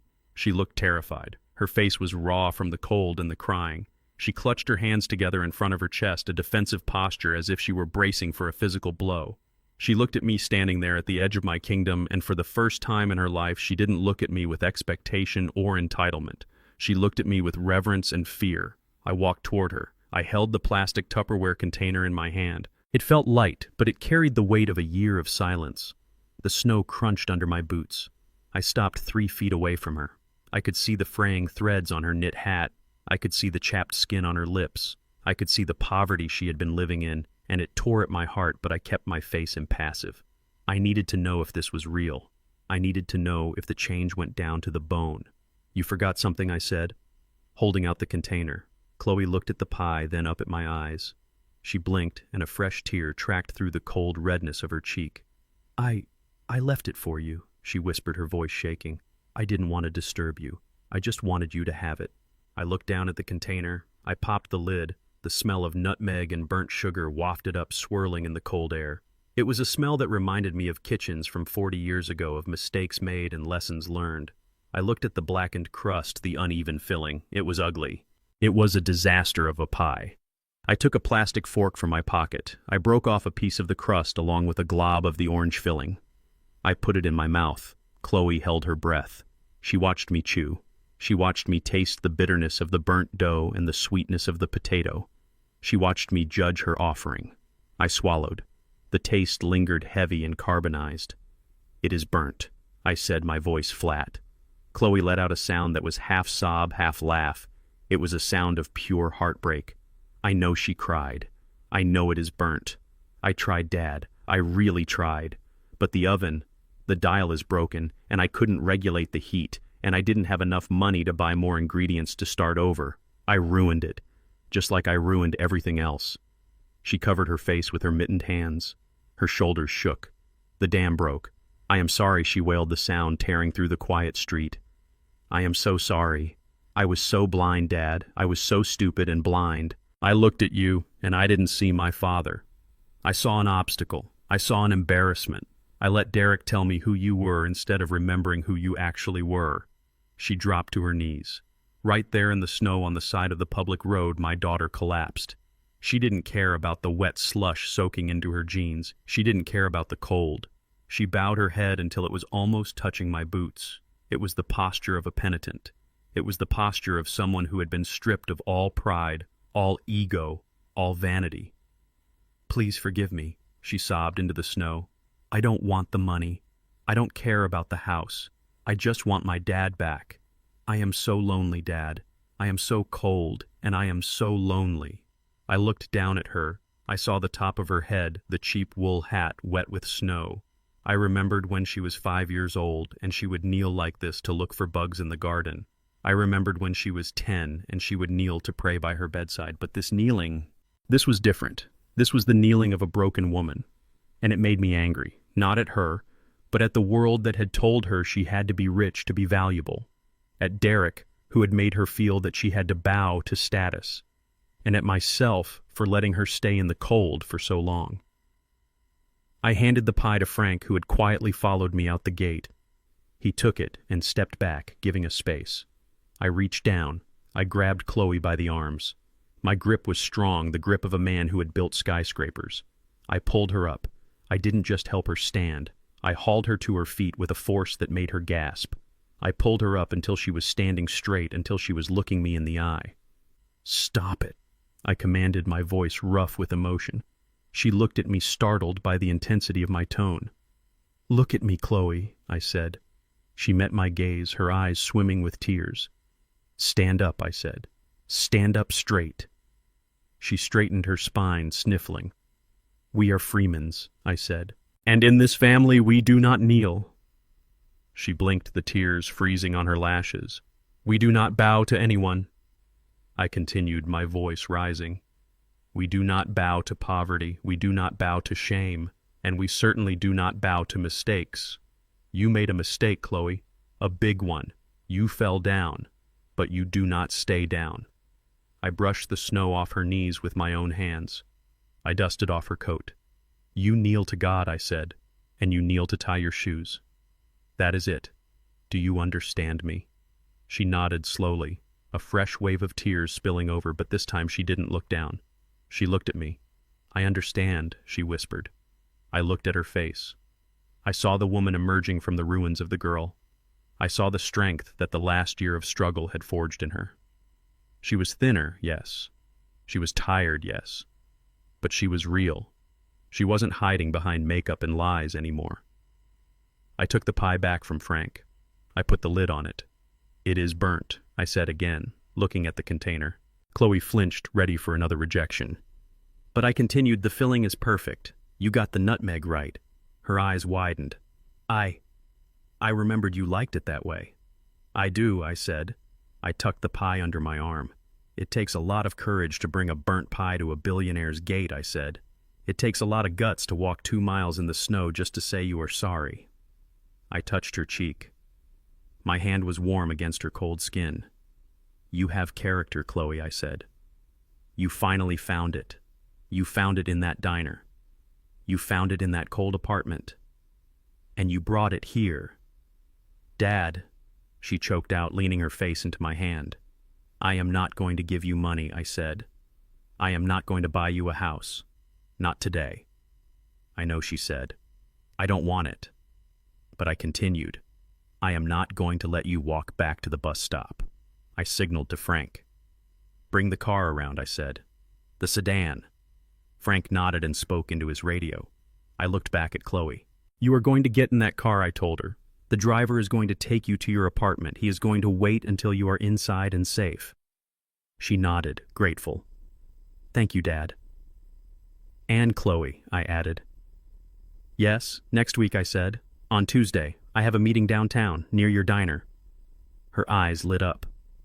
A spark of hope, of connection. I might stop in, I said. For a coffee. If the service is good. She smiled. A real smile. It cracked through the sadness on her face like the sun breaking through winter clouds. It was the smile of the daughter I used to know. The service is excellent, she said. I will make the coffee myself. Fresh pot. Good, I said. And bring a slice of pie. But try not to burn it this time. She laughed. It was a watery, shaky laugh, but it was the best sound I had heard in a year. I promise, she said. No burnt crusts. The black sedan pulled up beside us. The driver jumped out and opened the door. The interior looked warm and inviting. Get in, I said. Go home. Get warm. She stepped toward the car, then stopped. She turned back to me. She didn't hug me. She knew we weren't there yet. She knew she still had work to do. But she looked me in the eye and she stood tall. I love you, Dad, she said. I love you too, Chloe, I said. She got in. The door closed. I watched the car pull away, the taillights fading into the gray afternoon. I stood there for a moment in the cold holding the burnt pie. I looked at the spot in the snow where she had knelt. The indentations were already filling in with fresh flakes. She had knelt as a beggar, but she had risen as a freeman. I turned and walked back through the gate. Frank closed it behind me. I walked up the driveway to the big empty house. I went into my study. I sat down at my desk and placed the pie in the center of the blotter. I took a fork and ate another bite. It tasted like smoke and sugar. It tasted like struggle. It was the best pie I had ever eaten. I picked up the phone. I dialed a number. Marcus, I said when he answered. Yes? Mr. Freeman? That bakery property, I said. The one near the diner? Yes, sir. The dilapidated one. Buy it, I said. Buy it tomorrow. Put it in a blind trust. Renovate it. Top-of-the-line ovens. Industrial mixers. Make it perfect. You are giving it to her, Marcus asked. No, I said. I am getting it ready. She isn't ready for it yet. She needs a few more months of coffee and humility. But when she is ready, when she can bake a pie that doesn't burn, I want her to have a kitchen worthy of her potential. Understood, sir? And Marcus, I said. Yes. Get me the recipe for sweet potato pie. The one with the extra nutmeg. I think I need to practice. I have a feeling I am going to be having guests for Thanksgiving next year. I hung up. I looked out the window at the snow. The world was white and clean. The past was buried. My daughter was coming back. Not the socialite, not the snob. My daughter. And this time she was walking on her own 2 feet. The bell above the diner door jingled softly, a sound that usually signaled another customer and another 20 minutes of aching feet, but tonight it signaled the end of an era. It was 11 o'clock at night. The rusty spoon was empty save for the cook who was scraping the grill in the back and Chloe who was sitting in a booth counting a pile of crumpled singles and fives. I stood in the doorway watching her. She didn't look up immediately. She was too focused on the math of survival. She was mouthing numbers, calculating rent, calculating bus fare, calculating the cost of a loaf of bread. I walked over to the booth. My shadow fell across her table, darkening the small pile of money she had earned with her own sweat. She froze. Her hand hovered over a $5 bill. She looked up slowly, her eyes wide and tired. When she saw me, she didn't smile and she didn't cringe. She just straightened her back. It was a small movement, but it spoke volumes. The old Chloe would have slouched or performed a dramatic sigh. This Chloe simply braced herself for reality. "Hello, Dad," she said. Her voice was raspy from shouting orders over the noise of the lunch rush. "Hello, Chloe," I said. "May I sit?" I asked. She nodded, gesturing to the cracked vinyl seat opposite her. "It is a free country," she said, a ghost of her old sarcasm surfacing but without the venom. I sat down. I placed my hands on the table. They were clean, manicured, the hands of a man who moved capital. Her hands were right next to mine. They were red. The knuckles were swollen. There was a burn mark on her wrist from the coffee pot, and her nails were cut short and unpolished. They were the hands of a worker. I looked at them with more pride than I had ever looked at her diamonds. "You are closing up," I observed. She nodded, continuing to stack the bills. "Rick wants the register balanced before midnight. I am short $3. I think I gave someone too much change during the rush. It comes out of my pocket." She took $3 from her tip pile and put it into the register stack. She didn't complain. She just paid her debt. "I have been watching you, Chloe," I said quietly. "I know," she said without looking up. "I saw the car sometimes. The black sedan down the street. I figured it was you, or maybe the feds looking for Derek. But I figured they wouldn't just watch. I wasn't watching to spy, I said. I was watching to see if you would quit, and she asked, meeting my gaze. You didn't quit, I said. You showed up, you took the abuse, you cleaned the mess, you survived. She shrugged a gesture that felt heavy. I didn't have a choice, Dad. Hunger is a very effective alarm clock. There is always a choice, I corrected her. You could have found another man to leech off of. You could have tried to sell your story to a tabloid. You could have run away. But you stayed. You worked. She looked out the window at the dark street. I realized something she said softly. When I was sitting on that curb after Derek hit me, I realized that I had never actually done anything. I mean, really done anything. I went to school on your money. I got jobs because of your connections. I married Derek because of his potential. I was a passenger in my own life, Dad, and when the car crashed, I didn't know how to drive. She looked back at me, her eyes fierce and clear. I am driving now, she said. It is a beat-up car and I am going 5 miles an hour, but I am driving. I reached into my inside pocket. I pulled out a folder. It wasn't thick. It wasn't a lawsuit. It was a proposal. I slid it across the table. What is this? She asked, looking at it warily. Is it legal papers? Are you suing me too? Open it, I said. She opened the folder. Inside was a brochure. It wasn't for a vacation. It wasn't for a car. It was for the Rhode Island School of Design, one of the best design schools in the country. Clipped to the brochure was an application form already filled out with her information and an acceptance letter dated 3 years ago. She stared at it. Her mouth opened slightly. You kept this, she whispered. You got accepted 3 years ago, I said. Before you met Derek. Before you decided that being a socialite was more important than having a skill. You wanted to be an interior architect. You had talent, Chloe. I saw your sketches. I saw the way you looked at buildings. You understood structure and flow. You had the eye. She touched the acceptance letter, her fingers trembling. I threw this away, she said. I told you design was for people who had to work. I told you I was going to be a philanthropist. And how did that work out? I asked gently. She let out a short, bitter laugh. I donated my dignity to a con man. I leaned forward. The offer is still open, I said. I spoke to the dean. He remembers your portfolio. He says the spot is yours if you want it. The semester starts in January. Chloe looked at the brochure. I saw the hunger in her eyes, the hunger to create, the hunger to be something other than a waitress or a wife. But then the light faded. She closed the folder and pushed it back toward me. I can't, she said. Why not? Look at me, Dad, she said, gesturing to her apron. Tuition is $60,000 a year. Rent in Providence is $2,000 a month. I have $300 in tips and a checking account that is overdrawn. I can't afford a bus ticket to Rhode Island, let alone tuition. I tapped the folder. I am not asking you to pay for it, I said. She stiffened. Her face went cold. No, she said, shaking her head violently. No, I am not taking your money. I am not doing that again. I am not going to be the charity case. I am not going to be the daughter who runs back to Daddy's wallet the moment things get hard. I would rather serve coffee for the rest of my life than be that person again. I am not offering you a gift, Chloe, I said, my voice hard and businesslike. I am offering you a loan. She paused. A loan. I pulled a second document from the folder. It was a contract. A loan agreement drafted by Freeman Capital. Read the terms, I said. She picked it up. She read the first page. Lender Augustus Freeman. Borrower Chloe Freeman. Principal amount $200,000. Purpose education and living expenses. She looked up at me confused. Keep reading, I said. She read the next paragraph. Interest rate 7%. Compounded annually. Repayment schedule. Payments to commence 6 months after graduation. Minimum monthly payment. $1,500. Collateral, future earnings, and equity in any future business ventures. 7%, she whispered. Dad, that is the market rate. That is high. It is the rate I would charge a stranger, I said.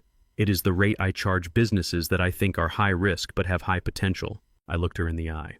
I am not giving you this money, I said. I am investing in you, and I expect a return on my investment. If you fail, if you drop out, if you decide to run off with another Derek Stanton, you will owe me every cent. I will garnish your wages. I will sue you. I will treat you exactly like any other debtor who defaulted on a Freeman Capital loan. You would sue me? She asked. I sued your husband, I said. I evicted your in-laws. Do you think I am bluffing? She looked at me. She searched my face for any sign of softness, any sign that this was just a game. But she found only the iron resolve that had built an empire. No, she said. I don't think you are bluffing. So I asked, do we have a deal? She looked at the contract. She looked at the interest rate. It was a burden. It was a heavy weight to strap onto her back. It meant that for the next 10 years she would be working to pay me back. It meant she wouldn't be free. But it also meant something else. It meant I respected her. I wasn't treating her like a child. I wasn't treating her like a princess. I was treating her like a partner. I was treating her like a woman who could carry a load. She picked up a pen from her apron pocket. It was a cheap plastic ballpoint pen, the kind that leaked ink. I don't want a handout, she said, her voice fierce. I want to earn it. I want to pay you back every single dime. I want to write you a check one day that clears the whole balance, and I want to look you in the face and say, we are even. That is the goal, I said. She signed the paper. She didn't hesitate. She signed it Chloe Freeman. She pressed down hard, carving her name into the paper. She handed it back to me. There, she said, you have your contract. I checked the signature. It was strong. It was legible. Good, I said, putting the contract in my pocket.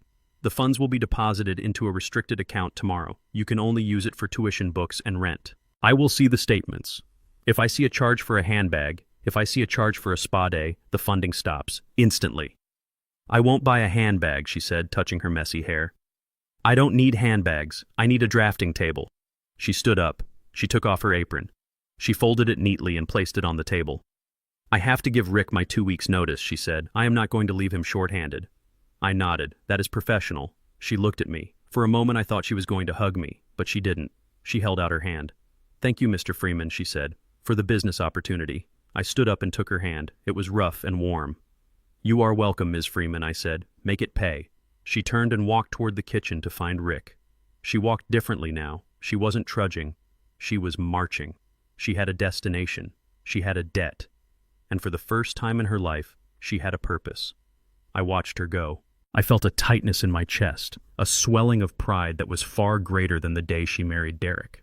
That day, she had been a doll dressed up in white silk. Today, she was a soldier dressed in denim and sweat. I walked out of the diner into the cold night air. The snow had stopped. The stars were out. I had lost my little girl. But I had found something better. I had found a successor. It would take time. It would take work. She would stumble. She would fall. But she would get up because she owed me money. And in the Freeman family, we pay our debts. I got into my car. To the office, I told the driver. It was midnight, but I wasn't tired. I had a new investment to manage. And this one was going to be the biggest return of my life. The steel doors of the correctional facility slid open with a heavy mechanical groan that sounded like the jaws of a beast spitting out something that tasted rotten.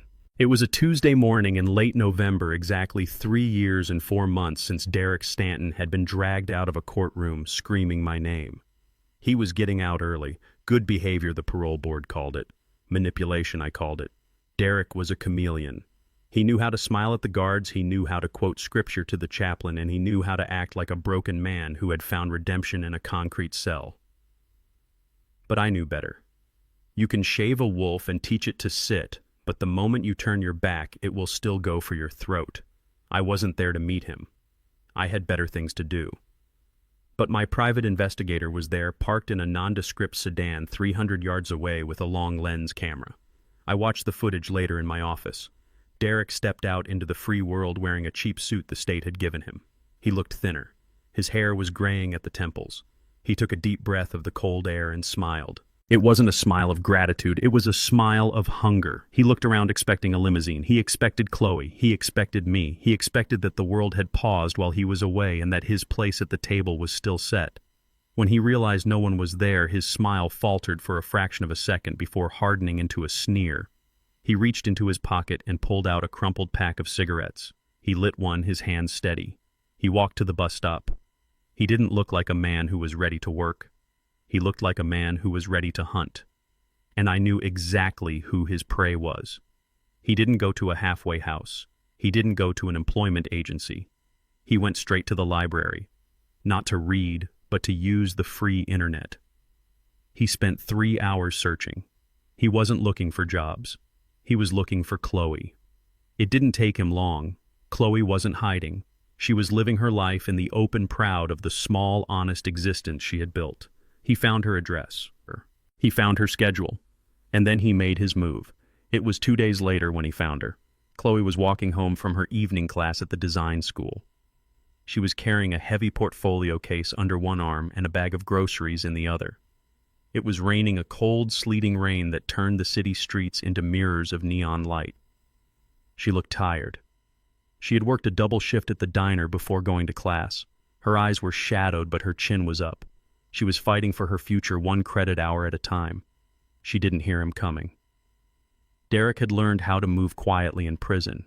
He stepped out from the shadows of an alleyway blocking her path just a block from her apartment building. "Chloe," he said, his voice smooth, like oil on water. She stopped. She dropped her grocery bag. An orange rolled across the wet pavement. She stared at him as if he were a ghost. "Derek," she whispered. He smiled, that same charming, predatory smile that had fooled her 5 years ago. He opened his arms as if expecting a hug. "Hello, baby," he said. "I missed you. Every single day I missed you." Chloe took a step back, clutching her portfolio to her chest like a shield. "Stay away from me," she said, her voice shaking but firm. "You aren't supposed to be here." "I am a free man, Chloe," he said, taking a step toward her. "I paid my debt to society. I am rehabilitated. I am a new man. And the first thing I wanted to do was see my wife." Ex-wife, Chloe corrected him. "The divorce was final 2 years ago, Derek. We have nothing to say to each other. It is just paper, baby," he said, dismissing the legal dissolution of their marriage with a wave of his hand. "We have a history. We have a bond. And look at you." He looked her up and down, his eyes lingering on the expensive-looking drafting supplies sticking out of her bag. He looked at the textbooks. He looked at her coat, which was warm and new. "You look good," he said, his tone shifting from romantic to calculating. "You look taken care of." "Taken care. I take care of myself," Chloe said. Derek laughed, a low, dark sound. "Come on, Chloe, I know you. You aren't a worker bee, you are a princess. I see the art school supplies. That is not cheap. Tuition is expensive. Rent is expensive." He took another step, invading her personal space. "Daddy is paying for it, isn't he?" Derek whispered, his eyes gleaming with greed. "The old man took you back. He is writing the checks again. I knew he would. He is soft." Chloe stared at him, realizing for the first time that he hadn't changed at all. Prison hadn't humbled him, it had just made him hungrier. He didn't see her. He didn't see her struggle or her growth. He just saw a conduit to my bank account. He thought she was back on the payroll and he wanted his cut. "He gave me a loan," she said, her voice cold. "A loan with interest. I pay for everything myself." Derek sneered. "Sure you do. A loan. Is that what we are calling it now, to keep the tax man happy? Whatever.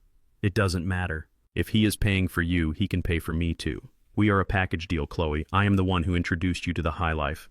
Remember, I am the one who gave you style. You owe me. I owe you nothing." She spat. "You ruined my life. You humiliated my father, and you abandoned me," he shouted, his facade cracking, revealing the violence underneath. "You left me to rot in a cage. You didn't write, you didn't visit. You let me suffer alone." "I was suffering too," Chloe yelled back. "I was scrubbing floors while you were sitting in a cell feeling sorry for yourself." "I am done suffering," Derek growled. He grabbed her arm, his fingers digging into her coat. "You are going to help me. You are going to talk to your father. You are going to tell him I am back and I am ready to work. Or maybe you just give me some cash right now. I know you have it. Give me what is in your purse. Let go of me," she screamed, struggling against his grip. "I am not playing games, Chloe. Give me the money. I need a place to stay. I need clothes. I am entitled to half of what you have." He was shaking her now, the portfolio falling from her hands and spilling sketches onto the wet sidewalk. Drawings she had spent weeks on were soaking up the rain. "Help," Chloe screamed. "Someone help me!" Derek clamped a hand over her mouth. "Shut up," he hissed. "Don't make a scene. Just give me the money and I will go, for now. But I will be back. We are going to be partners again, baby, just like old times." Suddenly a siren wailed. Not in the distance, but right around the corner. Blue and red lights flooded the alleyway, blinding them both. Derek froze. He looked up. A police cruiser skidded to a halt at the curb. 2 officers jumped out, hands on their holsters. "Step away from her," one officer commanded. Derek let go of Chloe, raising his hands slowly. "Whoa, whoa, officers," he said, putting on his harmless act. "It is okay. This is my wife. We are just having a disagreement, a lover's quarrel." "She is not your wife," the officer said, walking forward, his face grim, "and you are in violation of a restraining order." "Restraining order?" Derek blinked, confusion washing over his face. "What restraining order? She didn't serve me with anything. She didn't," the officer said, pulling out handcuffs. "Her father did." Derek looked at Chloe. She was backing away, her chest, heaving, tears mixing with the rain on her face. He didn't know. He had been so focused on finding her, so focused on the money, that he hadn't bothered to check the legal filings against him upon his release. I had anticipated this moment 3 years ago. The day he went to prison, I filed a petition for a permanent protective order on behalf of my daughter, citing his history of financial abuse and instability. It was a standing order, lifetime duration, active the moment he stepped foot outside the prison walls. Any contact, any proximity within 500 feet was a felony violation of his parole. You set me up," Derek whispered, looking at Chloe with a look of pure betrayal. "I didn't set you up," Chloe said, her voice trembling but gaining strength. "I protected myself. My father protected me, because he knew you would come back. He knew you were a parasite." The officer spun Derek around and slammed him against the brick wall. "Derek Stanton, you are under arrest for violation of a protective order, harassment, and attempted robbery." The officer recited the Miranda rights, sounding like a funeral dirge for Derek's freedom. "No," Derek screamed, struggling against the cuffs. "You can't do this. I just got out. I have been out for 2 days." "And now you are going back," the officer said, tightening the cuffs. "I didn't do anything. I just wanted to talk to her. She has my money. Her father has my money. You have the right to remain silent." The officer continued, dragging him toward the car. Derek looked back at Chloe. His eyes were wild, desperate. "Chloe, help me. Tell them we are family." Chloe stood there, surrounded by her ruined drawings and her spilled groceries. She looked at the man who had promised her the world and given her nothing but pain. She looked at the man who saw her only as a wallet. "We are not family," she said quietly. "We are strangers." They shoved him into the back of the cruiser. He pressed his face against the glass, screaming silent obscenities, his breath fogging the window. The car pulled away, leaving Chloe standing alone in the rain. But she wasn't alone. A black town car pulled up behind the police cruiser. The window rolled down. It was me. I had been there the whole time, parked down the street watching.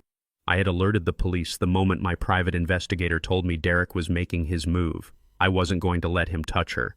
I wasn't going to let him drag her back down into his mud. I opened the door.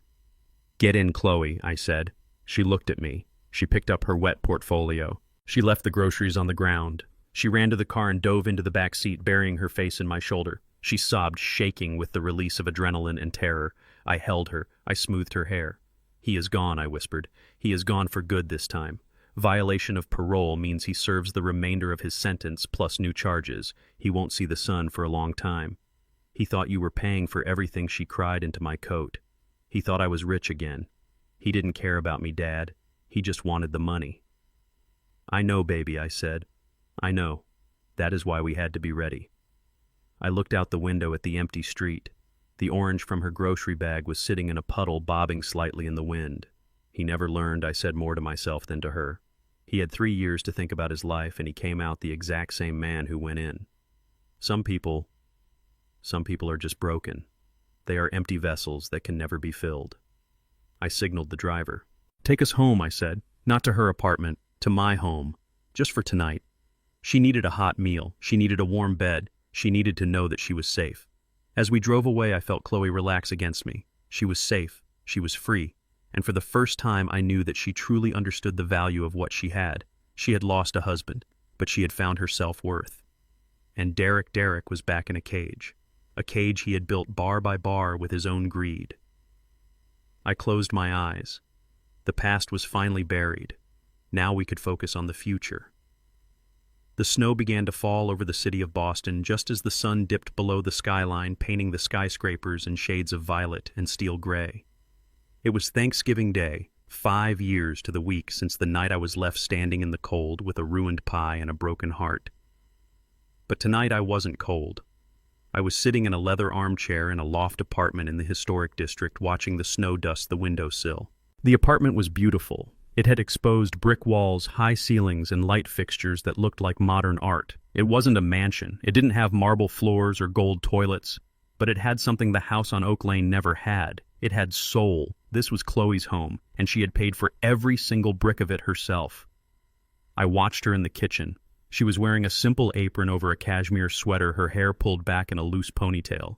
She was moving with confidence, chopping vegetables, checking the oven, tasting the gravy. She wasn't barking orders at a catering staff. She wasn't stressing about the aesthetic or worrying about what an influencer might think. She was cooking dinner for her father. Over the last 5 years, I had watched my daughter transform. It wasn't an easy road. There were months where she ate ramen noodles. There were nights she called me crying because the work was too hard or the professors were too demanding. But she never asked for a handout.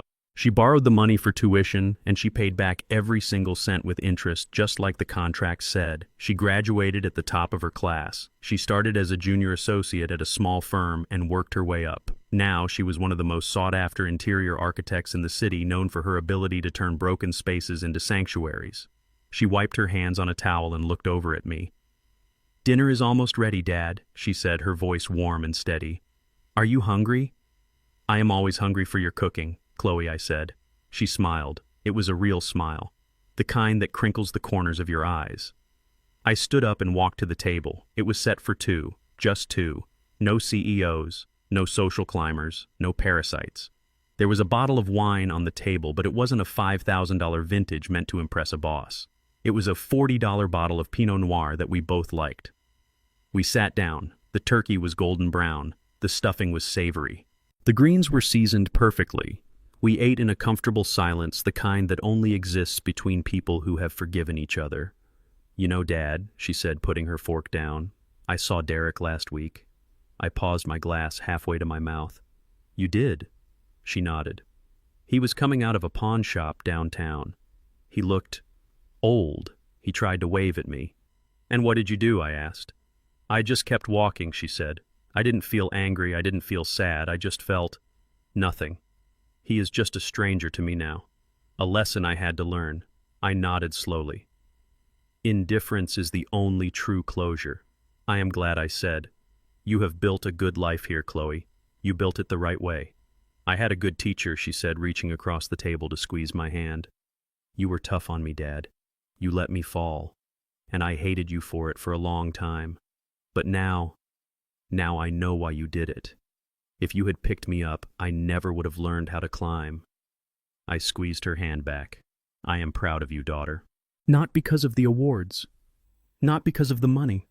But because of who you are." She smiled, tears glistening in her eyes. "Save room," she said, standing up. "I have one more thing." She went into the kitchen. I waited, my heart beating a little faster. I knew what was coming. She returned carrying a pie plate. She set it down in the center of the table. It was a sweet potato pie. I looked at it. The crust was perfect, golden and flaky, not a single burnt edge in sight. The filling was a rich, deep orange, smooth and firm. It smelled of cinnamon, nutmeg, and brown sugar. It smelled like my kitchen 40 years ago. It smelled like Lucille. "I tried again," she whispered. "I think I got the oven temperature right this time." I picked up the knife. I cut a slice. It held its shape perfectly. I put it on a plate and took a bite. The flavor exploded in my mouth. It was sweet, but not too sweet. Spicy and comforting. It was perfection. It was the taste of redemption. I looked at her. "It is perfect," I said. "Your mother would be jealous." Chloe laughed, a sound of pure joy. We finished the pie. We drank the wine. We talked about her new project, renovating a library in the inner city. We talked about the stock market. We talked about everything and nothing. As the evening wound down, I walked to the window and looked out at the city. The snow was falling harder now, covering the grime of the streets in a pristine white blanket. I thought about the journey we had taken, from the garage to the penthouse, from the gutter to this warm loft. It had been a war, but we had won. I wasn't just a rich man anymore. I wasn't just a chairman. I was a father who had saved his child not with money, but with truth. Chloe came and stood beside me, resting her head on my shoulder. "Thank you for coming, Dad," she said. I wouldn't be anywhere else, I said. I looked at her reflection in the glass. She was strong. She was independent. She was a Freeman. You know, I said, reaching into my pocket, I have something for you. I pulled out a small velvet box. She looked at it wary. Dad, you know I don't want gifts. It is not a gift, I said. It is a return. I opened the box. Inside was the diamond bracelet, the one she had bought with stolen money 5 years ago, the one I had confiscated at the gala. I kept it, I said. I kept it in my safe. I told myself I would give it back to you the day you didn't need it anymore, the day you could buy 10 of them yourself but chose not to. She looked at the diamonds. They sparkled in the dim light. I don't want it, she whispered. It reminds me of who I used to be. Then sell it, I said. Sell it and give the money to your library project. Turn a symbol of greed into a symbol of giving. She took the box. She closed it. I will, she said. That is a good idea. We stood there watching the snow fall. The city was quiet. The war was over. I realized then that this was the true inheritance. Not the trust fund, not the real estate portfolio, this moment, this peace, this understanding that we had walked through the fire and come out the other side refined like gold. I checked my watch. It was late. I should go, I said. My driver is waiting. Chloe walked me to the door. She helped me with my coat. She hugged me tight. Happy Thanksgiving, Dad, she said. Happy Thanksgiving, Chloe. I walked out into the hall. I took the elevator down to the street. The cold air hit me, but I didn't mind. I felt warm inside. I got into the back of my car. Where to, Mr. Freeman? The driver asked. Home, I said. As the car pulled away, I looked up at the window of the loft. I saw Chloe standing there waving. I sat back and closed my eyes. I was 80 years old. My work was done. My legacy was secure. Money can buy a house, but only character can keep a home. And finally, after all these years, my daughter was home. Respect is not a currency you trade only with those who have power. It is a seed you plant in every interaction. My son-in-law judged me by my coat, not my character, and in doing so, he lost everything. Wealth is silent, but dignity roars. I didn't destroy his life. I simply removed the safety net he didn't know I was holding. True inheritance isn't the money you leave to your children, but the integrity you force them to build when they have nothing left. Never let arrogance blind you to the giants walking among you in silent shoes. What would you have done in my place? Would you have forgiven them sooner, or would you have let them fall even harder? Let me know in the comments below. And if you enjoyed this story of justice and redemption, please like and subscribe to the channel. There are many more stories to tell, and the truth is always stranger than fiction. Until next time, walk tall and keep your eyes open.